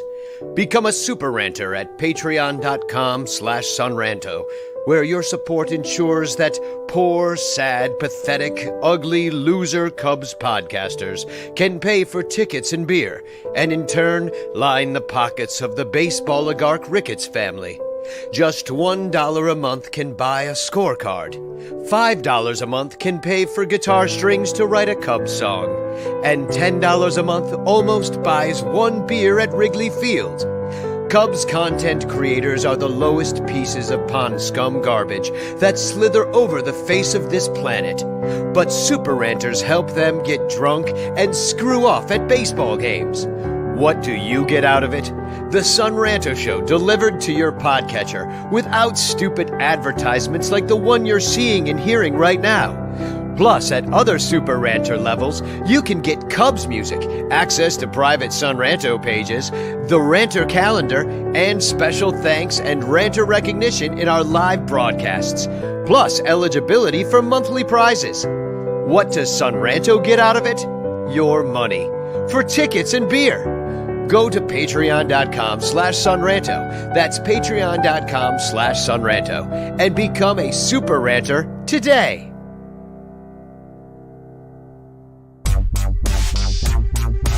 If you like the Cubs a bunch, buy your t-shirts from In the Clutch. We've got all the best styles for you. Dansby, Saya, Morel too. Clark Fly in his W. Cody Bellinger, Smoking Dukes. Vintage shirts from days of old. Patrick Wisdom and Nico. You'll look sharp wearing your strobe. 10% off with the code SONRANTO. SONRANTO. InTheClutch.com is your store for the most fun baseball shirts on the planet. Don't forget to use promo code SUNRANTO to knock a couple bucks off your purchase. Stack or die, we need more cups. Get it all at In The Clutch. Cause if you like the Cubs a bunch, buy t-shirts from In The Clutch. Get it all at In The Clutch. Get it all at In The Clutch.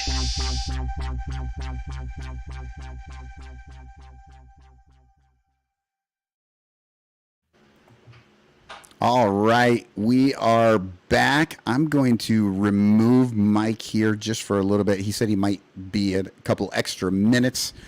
So thank you for sticking around here, Sarah.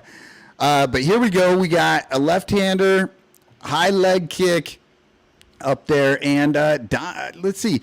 Alexander Miller says Rich Hill.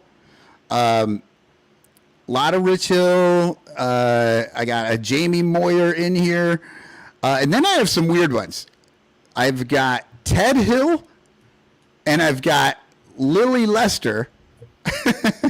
But Dominic Galoro was first in with the correct answer. It's Ted Lily. Oh, man, now I got to. When I'm trying to do all the things, it's a little harder. It's Mr. Ted Lilly. I love Ted Lilly when he pitched for this team. Lefty, just bulldog guy got out there like, I don't know. It was always fun to watch him pitch. Ted Lilly was one of my favorite pitchers. And so if any of y'all hung out in the Bleed Cubby Blue game threads back in the day, we had like a Ted Lilly, Chuck Norris thing going on. You know how he's like, Chuck Norris did a roundhouse kick and it turned the world off its axis or whatever. Like he did that with Ted Lilly for the better part of Ted Lilly's career. It was like Ted Lilly struck out the side on one pitch, you know, like just crazy stuff. And I just will never forget that about Ted Lilly. Speaking of, I know that like comment sections are kind of gauche these days, like people don't go there.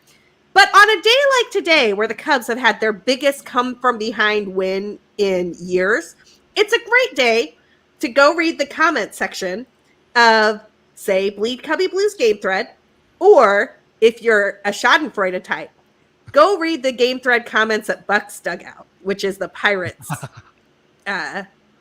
game thread. Be nice. Don't say terrible things. Just read them while you drink and enjoy.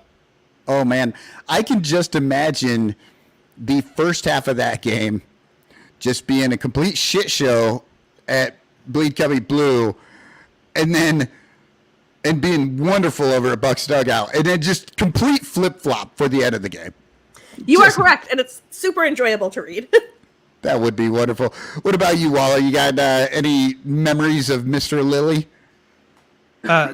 Just I had a lot of fun watching him. He was such a bulldog. The guy he actually reminded me the most, I don't have a particular Ted Lilly story, but he reminds me so much of Terry Mulholland, who would just pitch like 1998. He pitched, I swear he pitched in their last 45 games. I mean, just like a rubber arm, could go out and do whatever you want, and just pitched all the time. And those are two of my favorite left-handers this side of John Lester and I guess Steele. Well, and what's funny is that, God, when you think there aren't like a ton of lefties to really think about, and at least none right at this moment, now that I'm thinking about it, that are popping in my head of Cubs lefties that we can talk about. But like, and Lilly is not like a Hall of Famer or anything. He just was a fan favorite, and he was fun to watch go out there. Oh, fun players to watch. Boy, I wish we had a few more of those. I think Imanaga is that guy right now. Imanaga is obviously an amazing pitcher, and he's doing amazing things on the mound this year. But I also would watch him if he wasn't quite as good as he is. Yes, because he's fun to watch. He's fun to watch. He's so expressive. Javier Assad. I love watching Javier Assad. I just like what he's doing out on the mound. I like seeing what he did. Yu Darvish is a guy like that. I will every so often, if I see that Yu is pitching for the Padres, I'll throw that game on just because I want to watch Yu Darvish pitch. I just love that you will get an idea, and all of a sudden he's got a 13th pitch in 4 hours. I know. Speaking of Yu Darvish, so during that commercial break, I took the liberty of looking up catchers who will be free agents in 2025. I know where this is going. Well, Victor Caratini was a free agent last year, so I thought it was going. So no, there is no catcher on this list who is as good as Victor Caratini. This is the list of possible catchers that the Cubs could sign as a free agent were Jed so inclined, or they could just call up Moises Baez. James McCann, who is 34 years old. Travis d'Arnaud, who is 35 years old. Max Stassi, Danny Jansen, Austin Hedges, Austin Barnes, Luke Maley, Yasmani Grandal, Kyle Higashioka, Jacob Stallings, Kurt Casale, Tomas Nido, who we just saw on the Cubs, and Carson Kelly. So call up Moises Ballesteros, Jed. Well, if they signed Yasmani Grandal, all of a sudden Maya is the defense. Yeah. Yasmani Grandal, I'd be raving about Miguel Baez. I don't know if this is happening for everybody, but you guys are kind of going in and out on the volume. Oh, mine too. I caught Sarah's going out a little bit. Oh, I probably was because I was looking at the other computer. I'll stop. Oh, okay. Yeah, no, I can hear you, but like every so often it sounds like you're. Yeah, I was looking away from the mic. My apologies. Underwater. Well, since we're looking at little things outside of the Cubs realm, Waller. Yeah. You put together a couple of things, baseball oddities that happened this week that, we do want to talk about these. Yeah. You want to tell us what happened? I'll start with the one that probably got the most publicity. And speaking of Danny Jansen, he was catching for the Blue Jays when they were playing the Red Sox. And he was up to bat, got one strike, and the game was suspended because of rain. And of course, the deadline, he gets traded to the Red Sox, and they make that game up. So he has a chance to be the first player in Major League Baseball history to play for both teams in the same game. And he actually the Red Sox did us all a solid and put him in the game because the catcher who was catching that game had to get DFA'd to make room for Danny Jansen after the trade. So they put him in the game as a sub, and basically he catches the end of his own at bat. It's like he took one strike and then changed teams and went behind the plate and caught the rest of the at bat. So it would have been even better if he had two strikes and then the pinch hitter struck out because Danny Jansen would have gotten the put out on his own strikeout. Can I give another fun fact from that game that I think is amazing? Please. So George Springer hit his 7th home run in the first part of that game and then came up later in the second part of that game and hit his 19th home run. And so George Springer is the first player in MLB history to hit his 7th home run and his 19th home run on the same day. Oh, this that's one of the craziest things. This is what can happen in baseball.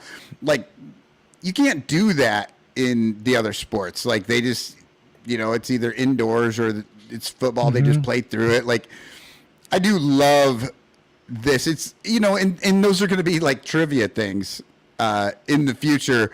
Which catcher caught his own at bat in the same game? Like, that's amazing.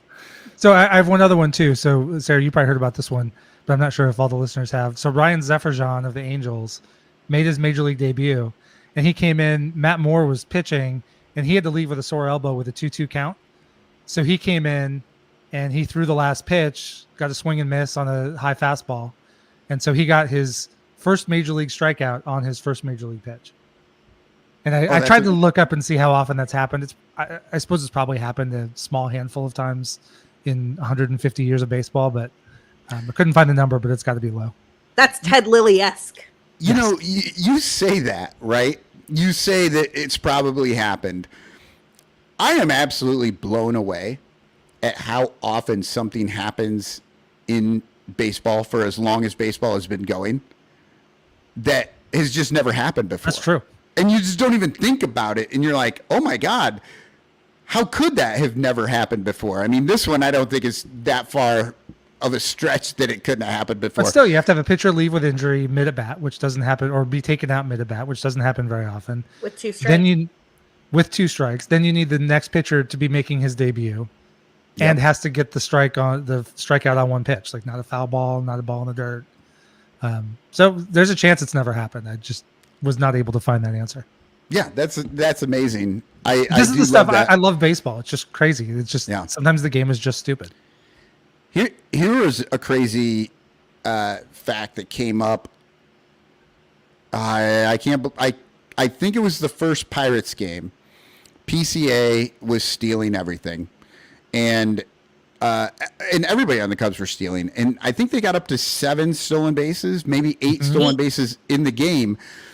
And they were talking about the fact that the Cubs' most stolen bases in a game is 10 in one game, but it was like from 1916. And it was, I don't know. I was kind of like, oh, it's only, like, it kind of, sometimes it feels like, oh, you would have expected somebody to score. The Cubs were slow as more shit my whole lifetime growing up. That's true. Well, and the stolen base rules are different. So there's tons of stolen base marks that are being obliterated. All it takes at this moment in time is a slow to the plate pitcher and a catcher who can't throw guys out, and you just get on base and run all day long. I mean, the Yankees did this to the Red Sox earlier this reverse that. The Red Sox did this to the Yankees earlier this season and basically cost Jose Trevino the starting job because you steal 8 bases on a catcher and he can't have that job anymore. Yeah, and I do feel bad for catchers because it's always on the catcher. But some of these pitchers do a bad job of containing runners. I mean, it's not an easy thing to do in the first place, and it's not their number one focus. But some guys just basically don't bother at all. Right, and they make it harder on the pitchers now because they could only go over twice. Nico Horner stole a base today on that. The Skeens had gone twice to first, and then he just took off running, and the Pirates catcher never had a chance. I mean, there was just no way. No, so yeah, I love a lot of those baseball oddities and stuff. But I did want to go over a few of the call-ups, or not call-up, well, some call-ups, some guys sent down, some guys DFA'd, and we should probably start with Drew Smyly, who was outrighted and yet pitched today in the game, which was, I know there's people out there just super confused by this whole thing. You want to take it, Sarah, or you want me to take it? You can take it. I saw both of us sit up like. So basically, this is kind of like back in the day when there were the 2 trade deadlines. And after the August 30 or July 31st trade deadline, basically teams would put their whole roster through waivers because a player had to clear waivers to be traded. And at that point, there was conditional and unconditional waivers where you could pull a guy back. But this is basically the Cubs want somebody to claim Drew Smyly. And so they put him on. I was a little confused. They called it outright waivers, which I thought meant that if he's not claimed, he has to be outrighted to the minors, in which case he's got more than 5 years of service time, so he would refuse the assignment. But then counsel was talking about keeping him if he's not claimed. But basically, they want to dump his salary, what's left, because he's got about $1.6 million-ish left this season, plus a $2.5 million buyout for next year. But while he's on waivers, they did not. What fans think about most commonly is the designated for assignment. You want to move a guy off your roster, you designate him for assignment, that triggers waivers. But once you DFA him, he's off your roster and you can go make other moves. This one, they're putting him through waivers first, and then they'll figure out what happens after. So he's been available. I'm going to guess the Cubs would have preferred not to pitch him just because you run the chance he gets hit with a line drive or he hurts his arm or whatever. But they got in a position where they had to bring him in today. And I have not seen, Sarah, have you seen the waivers move? I think it should be closing around now, if not already. But it has not seen the announcement. Yeah, I haven't seen anything. It should be, we'll probably know in a day or two if anybody claims him.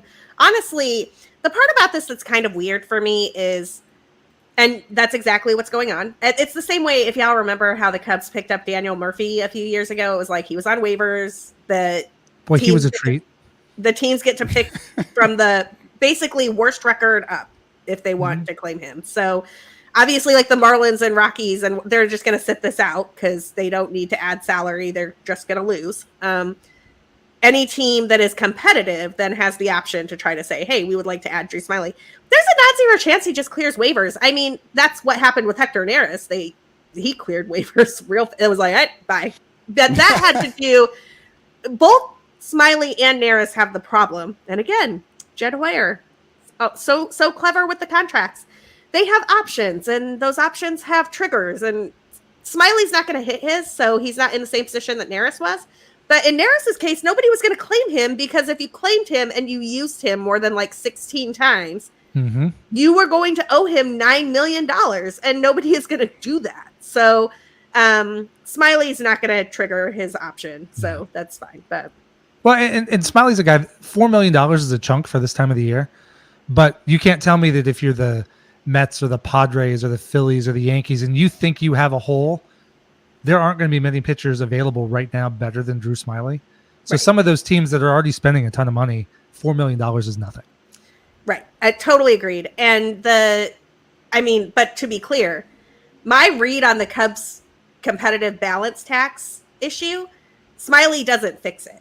Like Smyly gets claimed by the Mets or the Braves or whoever, he's just going to go away and the Cubs are still going to be over the luxury tax. It's just going to be comical. Well, we were talking about Bellinger earlier. If he opts out, there's no shot because that adds another $3 million to their CBT level, or 2.3 or something like that.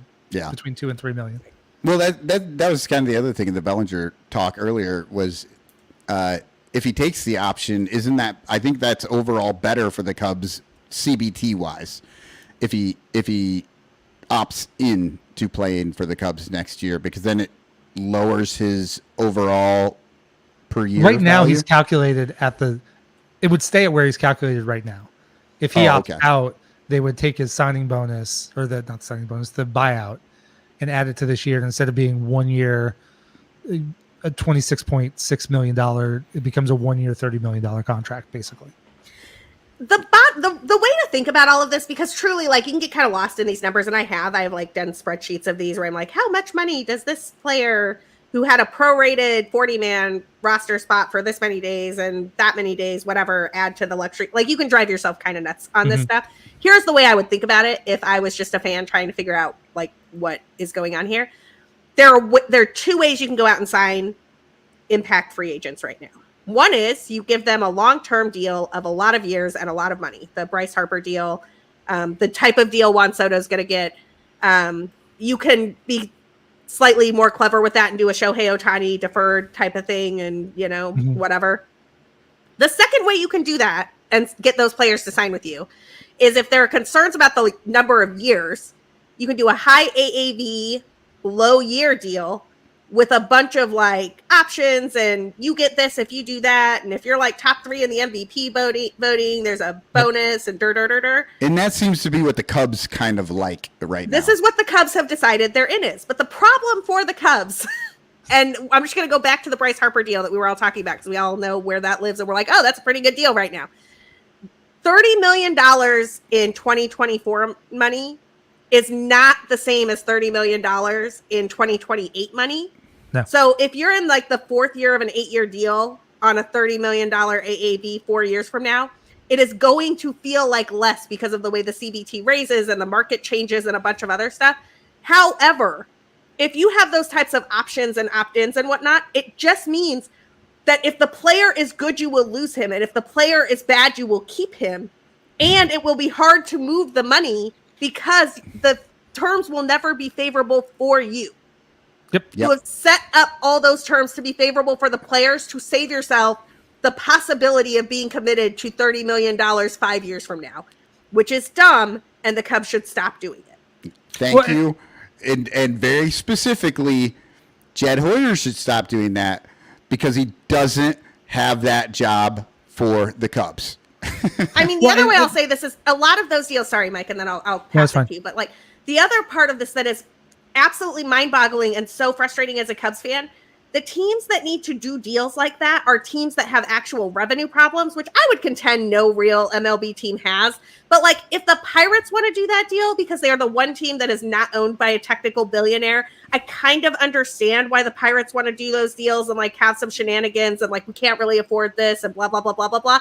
Fine. You are the Chicago Cubs. You print money at the corner of Clark and Addison. You don't need all these weird little loophole technicality things. And what did it even get you? You went over the threshold anyway. So like, I truly do not understand what we're doing here. The one other scenario I'll add in there is if you are willing to spend and you've got, whether you've developed stars, but if you have stars and all of a sudden, like you get to a weird year of free agency this year where the Boris clients weren't going for the contracts expected, and you can swoop in at the last minute and add a really good piece on like a 3-year deal with a bunch of opt-outs, because maybe you're not going to maybe you're already carrying big contracts for legitimate stars. Like you can go add one more piece for a couple of years and that's perfectly viable. But that only works, like that guy can't be your star because exactly what you said, Sarah. If he's bad, he's gone. And if he's bad, he stays. If he's good, he's gone. Right. Well, Smiley is sort of in between. He's not necessarily good. He's not necessarily bad. And there were some other people on this list that got sent down. Bodie. Oh, Bodie. We loved you. We forgot about you. You came back. We loved you again for, 5 games. And then we forgot about you. And then all of a sudden, somebody told us, you're still in the dugout in Chicago. And you got outrighted. And you went back to Iowa, so he will finish out this year and his contract in Iowa. Merriweather to Illinois. He is injured. What is it, like a quad? Hamstring? Knee. Yeah. Oh, yeah, patella, right? Yeah. Neely, he got sent back to Iowa, and then they called Luis Vasquez up, who we saw one time, and I don't know if we'll ever see him again. Keegan Thompson got called back up. We haven't seen him yet, right? Yeah, he pitched yesterday. He pitched yesterday. Decent. And then Palencia. Palencia pitched today. And I liked a little bit of what I saw Palencia doing. He pitched yesterday and was bad, so. I was going to say, Palencia has been hit or miss already. Right. And then also the Cubs claimed Gavin Hollowell from the Diamondbacks the day after we did the show last week. I don't know anything about Gavin Hollowell. He's tall and he throws hard. Oh, yes. Another one of those. That's the pitching version of left-hand fly or left field fly balls. I don't know. Yeah. Oh, my God. It's pitchers are starting to become like quarterbacks anymore. Like, it feels like teams don't necessarily even really care, like, if they're actually good. How tall is he? Does he look good? Like, we were supposed to 6'6", we were supposed to be getting rid of this sort of thing with the Moneyball era. But now it just seems like anybody who's over like 6'3" and pitches, it's like a team will just take a flyer on him just to see if they can do something with that because he's got leverage and he does Randy Johnson was this guy, 6'7", way back in the 90s. And he was never going to throw strikes, right? Right. He was never He was going to be also a Hall of Famer, so. Yeah, and then it took him 30 years to now they're like, you know what? Maybe we should relook at the whole Randy Johnson. So type guy. after watching that whole period of time where the Cubs were trotting out Zach Mills and Kyle Hendricks and Zach Davies, Alec Mills, not Zach Mills, whatever. I knew who you meant. But They're the same pitcher. One of them has a no hitter though. Listen, one of them did not leave their wife, like literally ghost their wife. So That's we're just true. God, yeah. Alec Mills threw a no hitter and did not ghost his wife. He gets to stay in the family. Yes, he Zach does. Davies, we don't know him. Yeah. But if there's a category of player that I don't mind the Cubs taking cheap shots on, it's relievers that come in and throw 99. I mean, By the way, fun fact about Zach Davies. The only Are there player any? in the return for Yu Darvish and Victor Caratini who has yet to play in a Major League Baseball game for anyone. Just throwing that out there because one of my hills that I will die on is that was a fire sale that may never result in I think at the time I said this is a kicking the can down the curb till 2025, and here we are at the end of 2024. None of those players have played, so I feel real good about that take right now. Yep. Okay, so last thing I want to hit in this, maybe Owen Casey or bust. Not going to play going this to. year.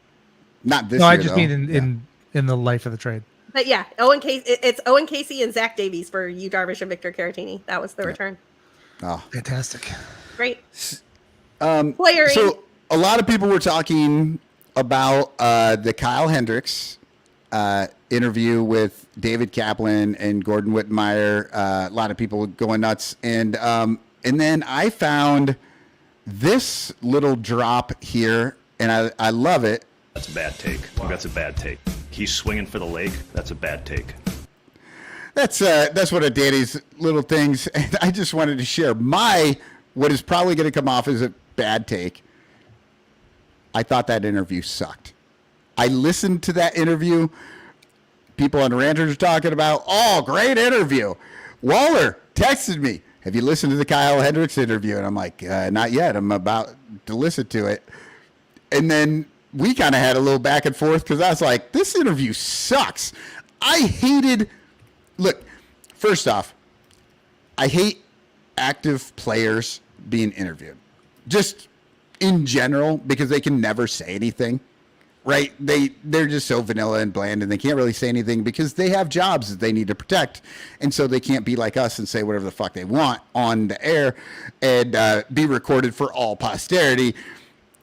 They have to play the game. They're like bad politicians when they're speaking. You don't know if you can really trust anything they're saying, and they can't say anything that, well, they can generally not say things that infuriate you. And then, so he didn't really say much. Waller, you were talking about the fact that he wanted to play next year. Of course, he has to say that, even if he doesn't want to, because his agent is like, don't you tell anybody you don't want to pitch next year because somebody might want you and we're going to make a couple more bucks. So you say nothing. So I don't know if I can believe that. But then Gordo and Cap just went full fanboy and just started talking about the World Series. Look, I love the World Series. Which I was fine with. I love the World Series too. I didn't hear anything new. I almost thought I was going to hear something new when he started talking about the fact that he heard the fans get a little make some noise. He looked out and he saw Arrieta and Lester and those guys walking out to the bullpen. And I thought I was about to hear something that and he's like, no, he didn't say anything. And then he brushed the whole thing under the rug about the missed called strike and then called ball strike, whatever. And then he ended up getting pulled from the game. He acted like that. It was all a big effing nothing burger. And it's one of the things I hate the most about hearing players get interviewed. And I'm sorry, I love the World Series, but I am now at a point that I'm so tired of hearing about it because the team we have isn't seen. We have at least 8 more years before another one, so I don't want to worry about the one that we did 8 years ago. Okay, Now you guys go ahead and tell me how bad my take is. Here's the Oh, thing. there we I go. have not actually listened to this interview. I have been working nonstop basically for the last few weeks, and it's just been really crazy. But of course, Kyle Hendricks didn't make news in an interview. He's too smart to do that. Like he is not the guy who is ever going to drop some big bombshell in an interview to David Kaplan and Gordon Wittenmeyer. Like, come on now. Like, that's not Kyle. Kyle Hendricks is smarter than both of those dudes. He's just not going to do it. Like, that's not who he is. He's never been a takes machine. He's not going to do it. But I will say this. The World Series is sacred, and I will watch Game 7 of the 2016 World Series over and over and over and over again. I will listen to any member of the 2016 World Series team talk about that game over and over and over and over again, except maybe Addison Russell and Aroldis Chapman, because fuck those guys. Yep. I will say that I'm like Sarah, I'm just in on anything 2016 World Series, but Kyle Hendricks makes me happy. And so I want him to somehow get through this season and retire. Retire as a Cub would be my dream state. Then he can come. I suggested taking any job in the Cubs organization, and Seth Kennedy suggested hitting coach. So I'm in for that. There we go. Yeah. But I'm mostly with you on player interviews. There are a few I like. Anthony Rizzo was always fun to listen to. I really like Jamison Tyone. He's one guy that I actually do learn things from. Yes. He will self-critique like nobody I've ever heard. He can be going through the worst stretch of his career, and he'll tell you all the things he's doing wrong. And he'll tell you real news. So one of the hidden gems, if y'all are not in on it, over at Pitcher List, Nick Pollock will do interviews with pitchers on occasion where he will watch a start with them in the offseason, and like they'll go through pitch by pitch. He did one with Jamison Tyone last offseason. And I watched the Cubs as much as anyone. I have watched probably every pitch Jamison Tyone through last season, and I learned listening to Jamison Tyone. There, you're kind of cutting out. Pollock. Oh, sorry. Better? Yep, better. Yeah, much. Anyway, hidden gem, Pitcher List, and get in whatever level of their thing gets you in the Discord, and then you'll know when Nick Pollock is doing these interviews. But he does a great job talking to pitchers and walking them through all of like, hey, why did you do this? Why did you do that? He's interviewed Tyon. It's really fascinating stuff. Yeah. And just so I'm clear here, I was not like getting down on Hendricks for what he said. No, you were getting down on the World Series win. No, that was the greatest moment of my life. No, I'm literally well, better than you guys anything are that like, has happened to me as a human. You guys are like, I can watch Game 7. I can't watch Game 7. I really can't. I've only seen it twice. The day it happened, and then like 2 days later, and even 2 days later, it made me more anxious than when it was happening. And so, Cotton, I think it's on YouTube. I just don't go back to it. No, it is. I've heard. That's where I found Game 6, and Kyle Hendricks pitched Game 6 against the Dodgers. Now that, my friends, is an amazing game to watch because Kyle Hendricks was at his greatest in that moment, and I love the fact that they just dominated that game, and I didn't have to worry about it. That is, game to game, just what I can actually watch. I like that one because there's so many things that happened in Game 7 that are just so questionable, and you're just like, man, I can't believe we actually won that game. It still to this day gets me anxious. Okay, Michael, I love you. You're great. I told you it's a bad take. Look, I'm not allowed to play the I'm bad never take. watching the greatest baseball game in the history of baseball that features my favorite team winning the World Series for the first time in 108 years. Take is the worst take I've ever heard of. What can I say? It drove me nuts when I went back. When I was in the moment watching it, I was in love, and I actually never. I mean, I stayed at home. I stayed away from people because I couldn't be near anybody who might get negative. And I was positive through the whole thing. I really didn't think they were going to lose it. Even after the tie and all this stuff, like I was like, no, they're still going to come out of this. I was like on this high in that moment. But when I came down from that high and the adrenaline and all this stuff, and I watched that game later, I like literally shit my pants. I'm like, hey, we won this fucking game. Like, what happened? I couldn't believe it. And I personally think that Kyle Hendricks should not have been pulled from that game. Oh, I agree with that. I wouldn't have pulled Kyle Hendricks from that game. I do have a funny story about that game that is minorly topical because of a Pearl Jam connection. So bear with me, people. Nice. Of the many documentaries and re-airings of that game and commentaries of that game that exist, Pearl Jam has one called Let's Play 2, because they played 2 shows at Wrigley that summer, and they did like this whole thing about Eddie Vedder's fandom and the Cubs and the journey to the World Series and all this stuff. It's really cool, actually. If you're a music fan, and if you're going to Pearl Jam this week, Thursday and Saturday at Wrigley Field, you probably are a Pearl Jam and a Cubs fan. So this is good stuff for you. So I have 2 shots. I am in that documentary twice. I am in the Game 7 montage. It is one of the crowning achievements of my life. Nice. But the funny part about this is they captured me during Game 6 and they put it in the Game 7 montage because my fan reactions at Murphy's during Game 6 before the game, when I was so anxious that the Cubs might lose this game and be out of the World Series, followed by like when, and I can't believe I'm about to give him credit for a good thing, but when Addison Russell hit that home run and we were all like, freaking out, apparently made the Game 7 montage cut, because I watched Game 7 at Bernie's. But so if you're watching the end of this documentary and you pay attention in the montage where they flash, they're like Eddie Vedder's here and John Cusack's here and Bill Murray's here, and they've got like all the people coming in and out, right? When they go to Murphy's, I am in that montage twice. The nervous Cubs fan and the celebratory Cubs fan, but I promise y'all those were my Game 6 reactions because I was at Bernie's for Game 7. That's amazing. I love it. Okay, I have to hit the drop one more time, and so That's a bad take. That's a bad take. He's swinging for the leg. That's a bad take. So Cap, at one point during this interview with Hendricks, called who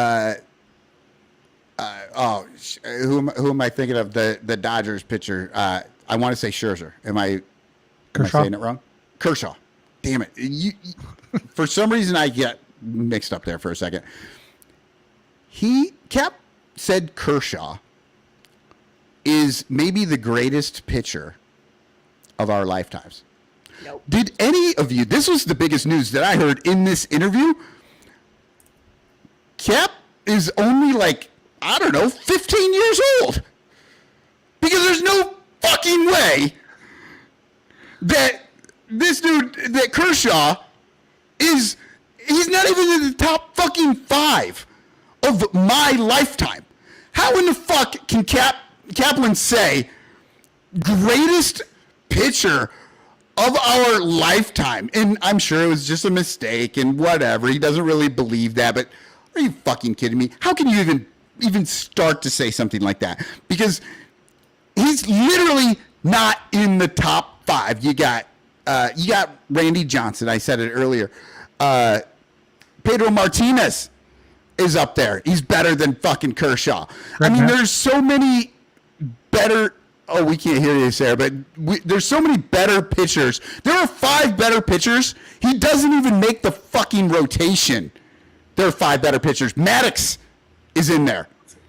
Like that's 3 just off the top of my head. I don't know.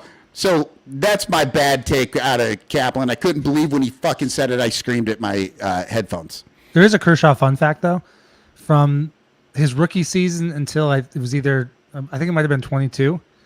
He lowered his career ERA every single season. That's amazing.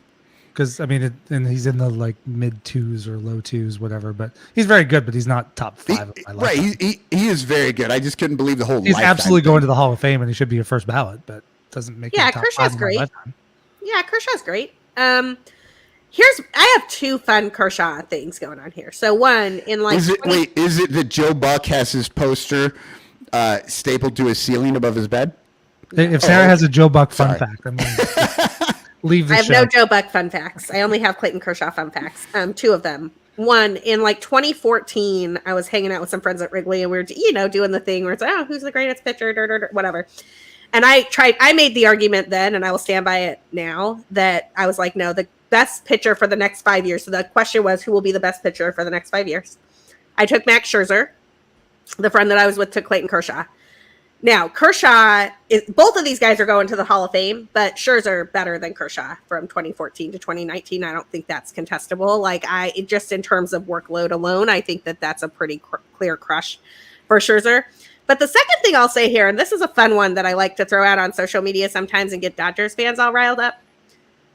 One of these days, go look at John Lester in the postseason versus Clayton Kershaw in the postseason. Because one of these dudes basically pitched a full season to the tune of like a 2.36 ERA. And the other guy pitched his postseason career to the tune of like a 4.46 ERA. And look, this does not take away from Clayton Kershaw being a great pitcher and going to the Hall of Fame and all that stuff. But I'm telling you this, if I have to win one game in October, I'm going with John Lester on the hill instead of Clayton Kershaw. 100%. And I'm not thinking about it twice because John Lester is nails and Clayton Kershaw is not. Yeah, there's no way Kershaw. I mean, I was talking about like just your overall starting five, but when you get into postseason starting five, Kershaw actually gets DFA'd and sent down. Like, you don't even have him on the roster. You were just talking about Game 6 of the NLCS in 2016. I love that game. And maybe my favorite moment of this game, I think it's Anthony Rizzo hits the home run off Kershaw, and he turns around and just like kind of collapses. Like, you watch Clayton Kershaw collapse on the mound, and then Wilson Contreras goes deep off of him. Like, the Cubs are just teeing off on Kershaw. Yeah. Like, and he evaporates, and Kyle Hendricks just like mows down Dodgers all day long. It was great. Yep. Oh, I want to spin off that for just a second. So with Kyle Hendricks struggling this year, one of the worst things for me this season, Cubs have all the flaws and all the things, but I hate all the abuse that Kyle Hendricks is taking. I mean, and it's not his fault. Like, he's given best effort. His stuff's not even like measurably terrible. It's just, some days he's just getting blown up. He's 36 years old, and we're losing you, Mike, for some reason. I don't know what's going on. You guys seem to be in the same spot all the time when you're talking, and then for some reason it just sounds like you guys go underwater. Is this better? It is. Sounds good. Okay. So I have a TFC later that I'll share, but just the stuff people are saying about Kyle Hendricks, it's like total revisionist history, like he never did anything. He was a really, really good pitcher for a really long time, and he deserves to go out with some respect. And I'll just leave it there. Can I add to that? Because I was going to add to this a second ago, and I just want to mention it. I joked on Twitter probably 2 or 3 months ago that Kyle Hendricks at this stage in his career is basically Schrodinger's pitcher. Mm-hmm. When he starts a game, he is either going to like get blown up and just destroyed and give up like 8 runs by the second inning, or he's going to throw a no-hitter. Yep. And I have made it a point to be at every Kyle Hendricks start at Wrigley that I can be at this season. Because one, I'm still really upset that like, what's his name that we'll never even remember, Jeremy something or other, Hazel Baker, broke up Kyle Hendricks' no-hitter in St. Louis that should have been the Kyle Hendricks no-hitter. Jeremy, whatever your name is, go away. 2, Kyle Hendricks deserves all of the admiration, love, and respect from Cubs fans everywhere. I will cheer for him until the second he is not pitching in Major League Baseball. I will cheer for him on any team, yes, including the Cardinals. And I believe he is scheduled to pitch on Tuesday night against the Pirates at Wrigley Field. It could be his last start as a Cub at Wrigley Field, and because Jordan Wicks is working his way back in Iowa. I'm just going to say, if you live in the city of Chicago, that should not be a pricey ticket. You owe it to yourself to be in the park. Absolutely. Okay, so we're going to move on real quick to we didn't do the Cubsler last week. Put it back out there, and we actually got a ton of people who got this correct. So I'm gonna pop it up here on the screen real quick. I'm gonna explain it, and then we're gonna pick a winner for this week's Cubsler prize, and then all these names get put into the grand prize, which has 2 different bobbleheads. It's got a jersey in there. It's got a 1946 program from Wrigley Field. Like, I've got a bunch of cool prizes for that grand prize. And the more that you get them correct, the more times your name is in for that grand prize. So here was Cubsler number 26. Oh, nope, that's 27. Here's 26. Catcher exposed to MLB in 98. That line, it's because he came up with the Expos in 1998. Aptly earned just a single Silver Slugger, because his biggest hit came in 06, because we only remember him really for one big hit. I know who this is. A red line rumble to remember. What's the answer, Sarah? Michael Barrett. It is Michael Barrett. Very good. And we had a bunch of punched the most correct punchable answers. face ever. So my favorite Michael Barrett thing, Michael Barrett wore the number 5. And when the Cubs are good and they have magic numbers and I get to count them down, I like to post pictures. I usually start at about 14 for Ernie Banks, and I just kind of post them down like 14, 13, whatever. And Michael Barrett punching AJ Pierzynski in the face is my number 5, and I haven't gotten to use it for a few years. Yeah. Oh, it's one of those things that will live on in infamy, I guess. I guess it's probably infamous. It was Better than when he punches his teammates. But let's go through these names here. Jeff Bjorn, Annie Burka. Annie, I think you forgot a vowel in your last name somewhere. But if I'm saying that right, it's Annie Burka. Laura Morgan, Joe Caccione, Doug Gross, Seth Kennedy, Mike Waller, Artie Boucher, Clint Nathan, Chris Salato, and Chris Salato. If you're wondering why those names are in there twice, it's because they actually answered it right away, and I made them wait an extra week. So they have an extra chance to try and win this. So I am going to spin the wheel, and let's see who wins. Oh, here we go. Look at all those names. I love it when there's a lot of names on there. And we're getting Chris Salato is a winner. Good job, Chris. So he will get another, because he's won this actually before. He will get another one done for him. I'll have to try and figure out yet another thing to do for him. And every other name is in for the grand prize. And now I'm going to go into Cubsler 27. I'm going to read it, and then we're going to go to a break. Good? Here is better in Philly than in Chicago. A crook who threw a ball, not lost one. Matched up with Kuiper in Frisco. Cubs workhorse in the light blue jerseys. All right, so better in Philly than in Chicago. A crook who threw a ball, not lost one. Matched up with Kuiper in Frisco. Cubs workhorse in the light blue jerseys. All the answers are right there. Just follow the clues and do some Googling and whatever you want to do. But here is a quick commercial, and we'll be right back. Do you like having sex? Me too. That's why I always wear my Son Ranto swag shirts every time I'm looking to get some. It's the only t-shirt guaranteed to get you laid. Knock boots in your shankless shirt. Bump uglies in a Ranter long sleeve. Ride the skin-busted Tuna Town in a Dabbing Cubes fan shirt. Take gold one-eye to the optometrist in your bull penis awesome attire, or smash pissers in a Spagog shirt. Son Ranto swag shirts are just like people. There are many different sizes and colors to choose from. Plus, at Son Ranto's swag store, you'll find vintage John Baker Day, Designated Hater, and Matt Cameron drawn rally titty designs on everything from shirts and hoodies to baby onesies, bags, and hats. Go to sunranto.com/swag and check out all the sexy styles guaranteed to get you laid. You'll be stuffing the soft taco in no time. sunranto.com/swag, guaranteed to get you laid. Wearing Son Ranto swag products not guaranteed to get you laid. Son Ranto swag is not responsible for your sex life. Son Ranto swag is for entertainment purposes only. Do you ever find yourself longing for long walks and talks about Ketchermetrics? How about a coffee over run differential? Maybe a candlelit dinner dissecting what exactly is the curious case of Miles Mastrobuoni? If you have, I have just the place for you, the Cubs PS Plus podcast. Come join us. Cubs PS Plus, a Northside numbers game, can be found wherever it is you get your podcasts, and on Twitter, Instagram, TikTok, and YouTube, all at Cubs PS Plus, a spin on the baseball metric OPS Plus. Are you ready? I'm ready. Here, we go. All right, so we are going to try and roll through this next bit real quick. Let's see. It's the upcoming series against the Nationals. The Cubs are going to D.C. And Sarah, I don't know. Can you say something real quick? See if I can hear you. Hello. Okay.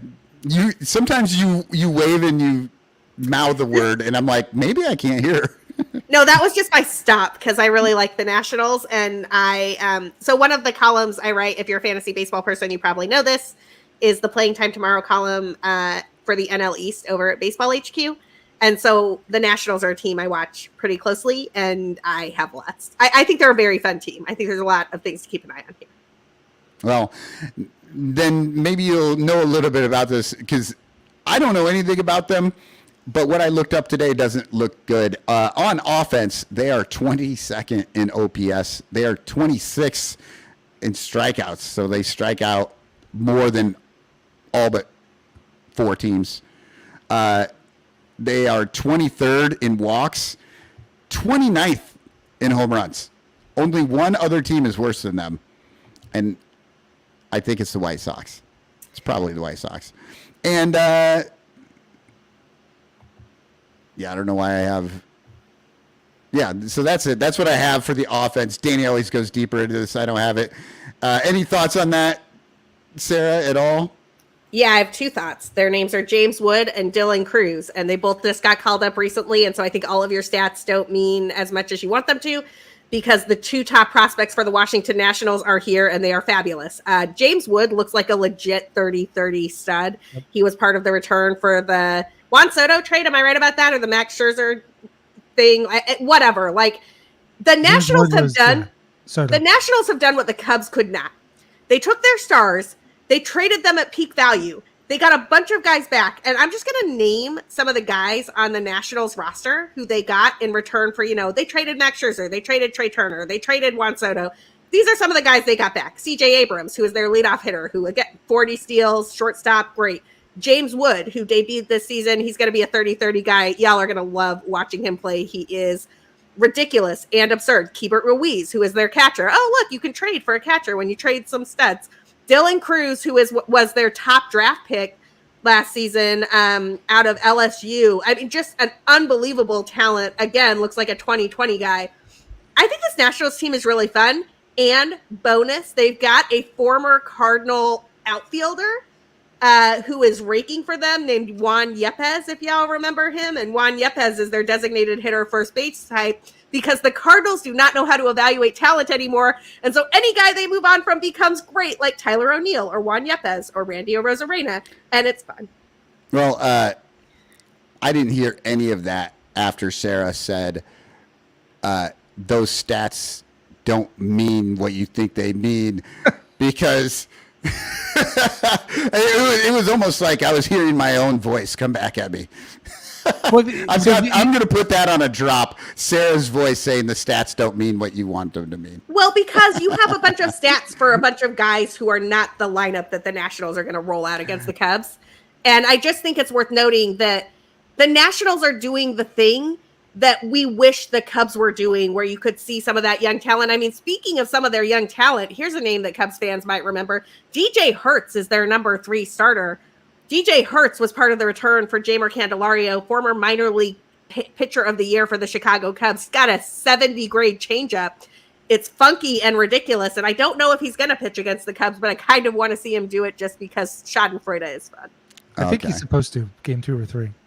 Well, so let's talk about the pitching here real quick. I'm not breaking it out between starters and relief, just overall. They are 22nd in ERA. They are 21st in home runs given up, 25th in strikeouts. Strikeouts per 9, sorry. 25th in strikeouts per 9. So pitching doesn't look all that great, but do they have guys that maybe aren't showing up in that list? Or is their pitching individuals just as bad? Who, like DJ Hertz, could have a game against the Cubs for sure. I think if the Cubs are able to get on the starters, get in that, I don't think the bullpen is going to hold the Cubs if they're playing well for over the course of 4 innings a game for 3 games. But I mean, they certainly could give the Cubs a run. Well, I mean, here's the thing about this Nationals rotation. I agree with you that it is objectively not a very good rotation, and these are exactly the type of pitchers the Cubs are bad against.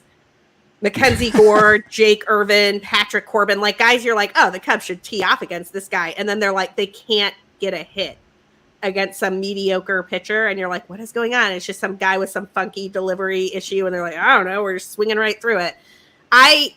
The Nationals strike me as exactly, so there's 2 series I'm keeping an eye on right now for, is this team real and do I care in September?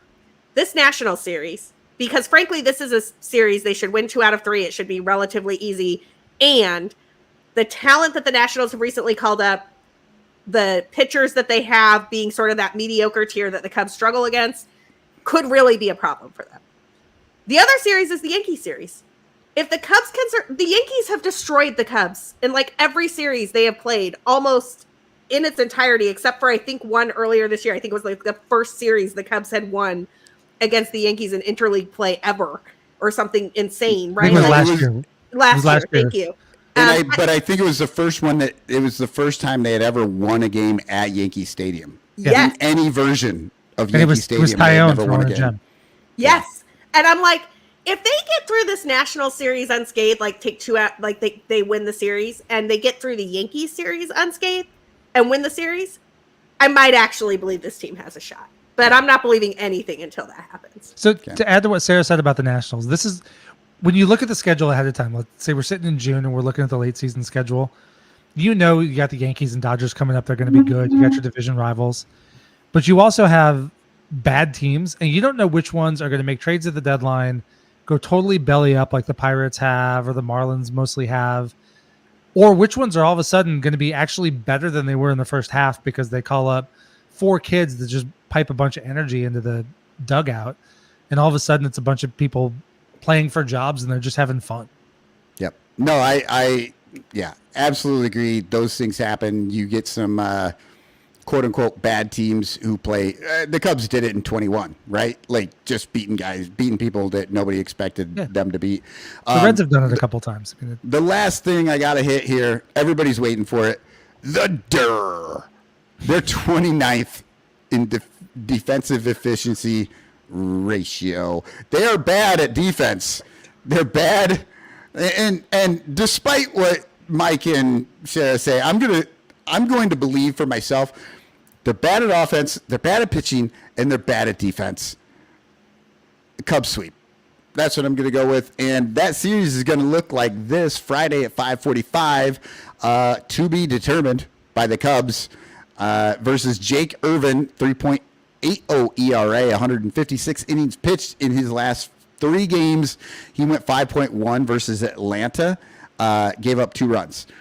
He went 6 versus Philly, gave up 4 runs, and 6 versus Baltimore and gave up 2 runs. So he's actually had 3 fairly good games leading up to this one. So I don't know, maybe that's not great. Saturday, 3:05 TBD by the Cubs up against former Cubs great DJ Hertz. 3.84 ERA in 65.2 innings pitched. You will remember that we traded Hertz to DC last year for Candelario and Kevin Made, a shortstop who is currently playing with Harrisburg AA. And I'm super confused because I thought Tennessee was the Cubs AA. We have a Harrisburg AA? no, that's the traded Nationals Kevin double A. Made. We traded him to the Nationals. We traded both Kevin Made and DJ Hertz for Thank 2 you months so of much. Damer Candelario. I because was that so- player is terrible at his fucking job. That is It's an also insane Kevin Made, but- trade. Made, Okay, yeah. because I read this article and it sounded like and I was like, who the fuck is Harrisburg? Okay, I feel so much better. Maddie's the throw-in, like Hunter Biggie was the throw-in for the Isak Paredes deal. Like Isak Paredes was the throw-in for the Alex Avila, Justin Wilson deal all those years ago. They just like throw in some low A guys just to make life hell for us in 4 years. We're like, why is Kevin Made destroying the Cubs? And it's like, oh, well, because he used to be a Cub. Well, the, Right. the question with Made, like he's got an elite glove that's been his rep the whole time. He had one good season with the bat, and the question is, can he consistently hit? And we'll find out. Well, he's very young, and he seems to be moving up fairly quickly. So we will maybe see him earlier than we want to. But also, when you sign Dansby Swanson to a 7-year deal, you don't have shortstop open for the next 5 years. So I don't know. I remember way back in the day when we had 8 million shortstops, and everybody said, "What are we going to do with all these shortstops?" And they went and won a World Series. So true. I'm never gonna. I'm not going to defend that trade. I love having a lot of shortstops, but DJ Hurts last 3 games, he went 5 innings versus Atlanta, gave up no runs. He went 5.2 versus Colorado, gave up only 2 runs. He went 6 versus Baltimore and only gave up 2 runs. So, and he's got that 3.84 ERA. Now, granted, it's only 65 innings so far, but looks like he's kind of okay. Pitcher. Sunday, 12:35 start. TBD for the Cubs versus Mitchell Parker, 4.26 ERA, 126.2 innings pitched on the season. He went 4 versus the Yankees, gave up 2, 7 versus Colorado, gave up 1, and then he only went 3 versus the Phillies and gave up 9. And got been up and down all year. Yeah. I have to wonder with the Cubs TBD, maybe it's just because they have the off day and haven't announced it, but if they stay on turn, it would be Shota Imanaga. I wonder if they're going to look at bringing up either Caleb Killian or Jordan Wicks from the minors to plug in. Otherwise, I would guess it's going to be Imanaga and then Assad and Tyone. But right, I could have put some extra work into this, try and figure it out, but that's fine. I was just going to add that thought. I was just doing all of this stuff today, and I'm like, you know what? I just don't. I honestly don't care. One of the guys that we know will be on the mound. We'll see him and we'll get it, and we'll do Cubs Spot and tell you all about it beforehand. But we did get I got a voicemail from Cubs Stradamus, wanted to tell me he wanted to predict what's coming up in the future here. So here's Cubs Stradamus for everybody. Let me turn this volume up so you can hear him okay. Teacher preaches class like he's some kind of jerk. I bring my boys to the yard when I drop my twerk because I've got an ass that's fat. The Cubs are going to the Nats. Then it's back to Chicago to face off against Pittsburgh.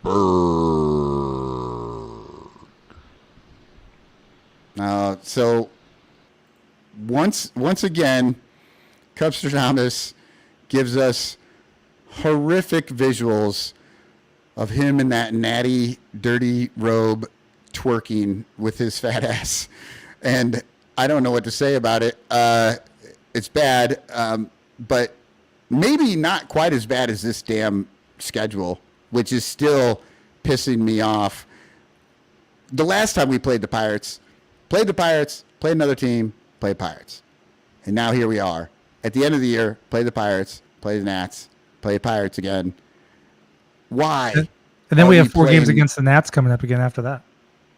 Is it right after that? Not right after. I think it's after the Yankees and Dodgers. But it's just so annoying that we keep seeing our division rivals here. We're getting 6 and 7 games within like 10-day stretches throughout this whole season. And they're doing it again next year. And this is just that time of the show where I bitch about the schedule. Bring back the old couple that used to like do the schedule by hand. That was great. Bring back a monkey throwing at a fucking dartboard. It's going to be better than this bullshit. Like, this is like AI, like, gone horrifically bad. Like, they don't understand fucking anything. I hate it. Okay, announcements. September 20th, Dan Nielsen. We have a Facebook event. Go out there, find that. Tell Danny if you're coming to the Dan Nielsen night. I am going to try to get there. Hopefully I can. And then we have a TFC. All right, Mike, I know you have a TFC. I've got 1. No, I've got 2. So maybe I have 2. I got to find them. Yes, I have 2. Both of mine are about the same subject here. But I'll let you go start with yours so that I can bring up my stuff over here. Make sure I get the right one. I think it's this one. Nope, that's the wrong one. Apparently it didn't load in, but I will just read it. This is feeding off the right here. I'll just add it right now. In 1 second. Just for anybody watching or listening, Waller just learned how to do the drop in here. Is it this one? No, I've got to load it in. It somehow didn't come in the first time, but that's pretty good too. It's not even in there. Okay. All right, I got it. Here we go. So this was back to the Kyle Hendricks thing, like taking the unnecessary strays. Like he's had 2 decent seasons. Stop making him out to be Sandy Koufax. He don't even know how to spell Greg Maddux. I mean, he's 3-10 with an ERA over 7, which he doesn't have. Can't spell counsel, but like, I just see this every time Hendricks goes on the mound. It's just pure idiocy. It's just so stupid. If Kyle Hendricks has only had 2 good seasons, then I mean, Kershaw's had maybe 4. I mean, yeah, put some respect on Kyle's name. These people are just insane with this stuff. Well, all right, mine is long. I am not going to read it all. I'm just going to kind of jump through it, but I'm going to pop it up there. This was after the Rowdy Tellez strike against Patrick Wisdom, and I could not help but laugh that Cubs social media, you need to do better. Going fucking nuts over this. They were winning by so much, but here's the first one. So Duckley says, some are saying this is fine since the ump was trying to get the game over with. I disagree and believe the ump's job is to make correct calls. It's not to force or control the ending of the game or any other outcome.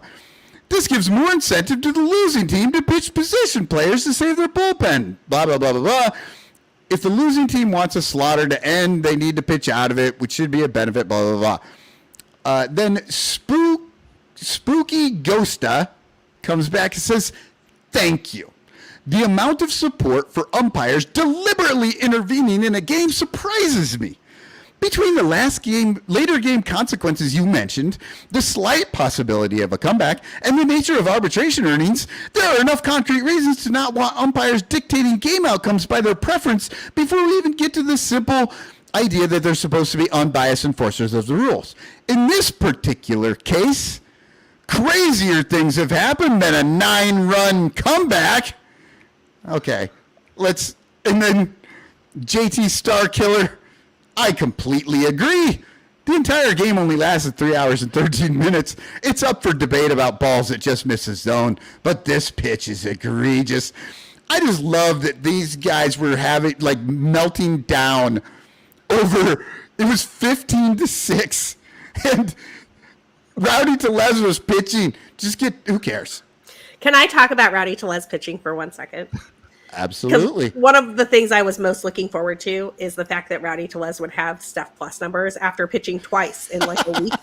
And so I would like to share those with the land. Steph Plus is, again, it's kind of like one of those, like 100 is average and then above is like below and Anyway, so Rowdy Tellez's stuff on whatever pitch he was throwing, they don't really classify it as slider, fastball, whatever. It was an EFIS.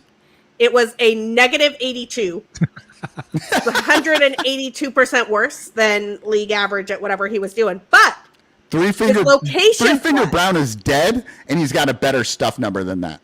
His location plus was 94, which means that his actual pitching plus grade is actually an 88. Because Rowdy can put it where he wants to put it. It's just going to go 53 miles an hour. Oh, my God. I love it. But my favorite part of that, my favorite part of that TFC was the whole like tying the Rowdy Tellez pitching back to like arbitration numbers, because like only Jed Hoyer would like give Patrick Wisdom a raise or not because he hit bombs off of position players. Yeah, which he actually did earlier against Bruhan. We talked about that. Uh-huh. Okay, so I've got one more. It's on the exact same subject, so I'm just going to go with it right now, and then we'll go to you, Mike. But this one came out of Twitter, and I did not put the Twitter names in here, actually because at some point, I think it was Evan started making these little blue penis-shaped things to block out people's names, and I think that's fun. So that's the only reason I did it. But the first guy says, I don't care that a position player was on the mound. 14.6 inches outside should never be a strike. The next guy responds, this guy couldn't ump in a slow-pitch softball league. And then Ryan Flory, his name is in here because I love he is my spirit animal. It was 15-6, LOL. Just swing. Which I 100% agree. It's 15-6, riding to Les. Step across into the other batter's box if you have to. Hit the damn. Go up, hit left-handed like we saw Javi doing on the last show. Like, just have some damn fun out there, people. Quit taking this game so fucking seriously. Hey, since Javi got a mention, I do want to give a shout out here, which is that it was really fun to see Javier Baez back at Wrigley Field. It was fun to chant for him. It was fun to cheer for him.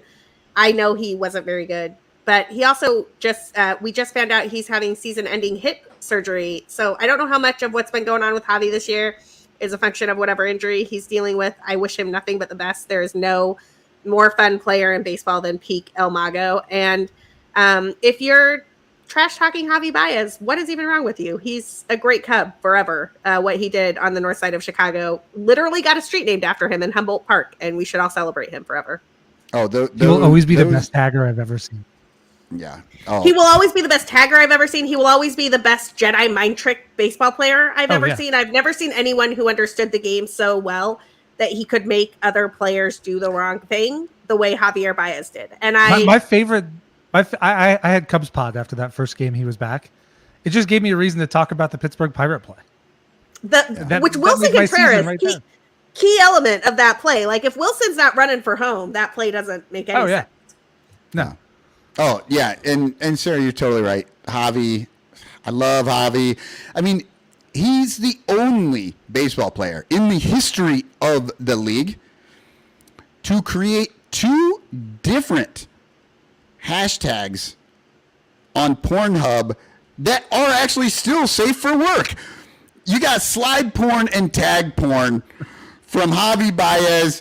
Go to Pornhub, put those in. I'm sure you're just going to get nothing but Javi Baez things out there because, I mean, that's what I'm looking for on Pornhub is tag porn and slide porn. And Javi Baez created those.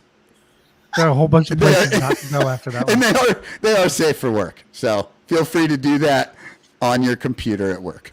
Gee, I appreciate the Pornhub advice, Mike. Thanks. So here's my last one. We'll wrap it up. This one kind of pokes fun at Missouri and the Cubs medical staff.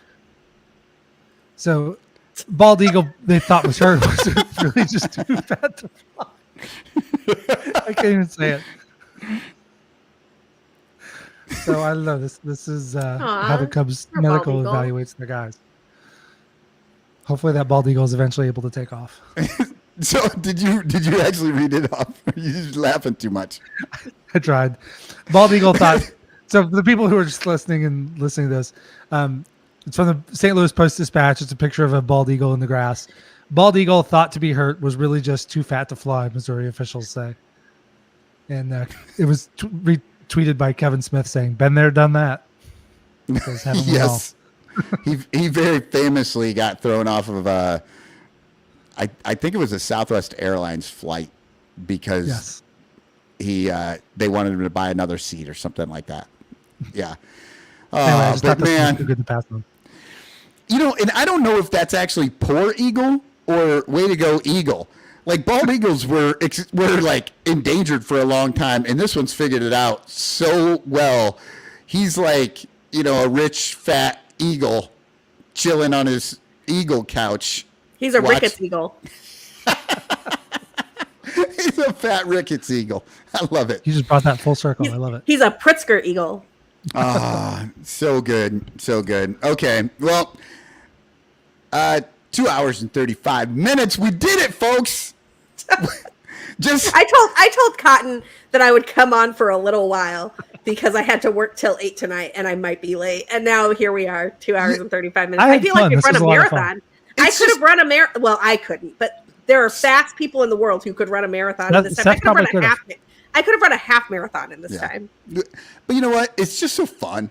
I mean, we get into these conversations, we're having fun, we're talking, and 8 million times I thought to myself, and I'm sure Danny does this all the time too. It's like, we should move on, but it's a good conversation. We talked and that's what this is for all half about. an hour. I love it. I enjoyed the hell out of having the both of you on here subbing in for IFG and Danny. I really appreciate you doing that. And again, our thoughts go out to Danny and his family. And next week, I believe we'll have the gang back together, but maybe not. And if we don't, maybe I'll get Mike and Sarah to join in again. But the other thing I always think about too is baseball isn't played with a clock, and neither is the Son Ranto show. We do. Isn't that the truth? Whatever it takes. Sure. So that's it for me. I am going to give a big spagog. Spagog. Spagog. There it is. And let's listen to this one. I like this one.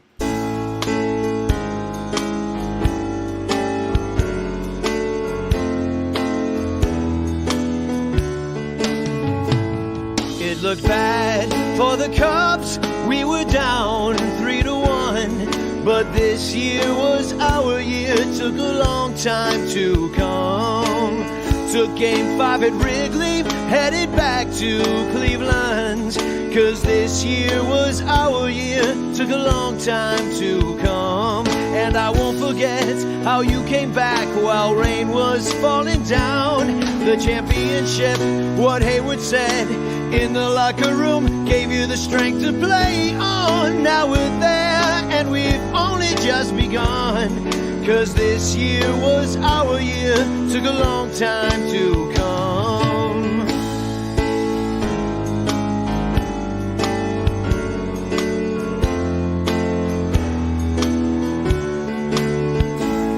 In the top of the 10th, the Cubbies scored 2 runs. 'Cause this year was our year. Took a long time to come. No more Billy Goat curses or blaming Bartman. 'Cause this year was our year. Took a long time to come.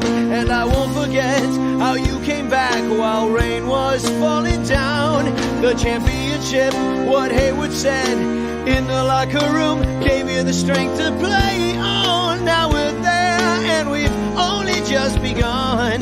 'Cause this year was our year. Took a long time to come. And we've only just begun. 'Cause next year is our year. We don't only want one. My, my, my, my, my.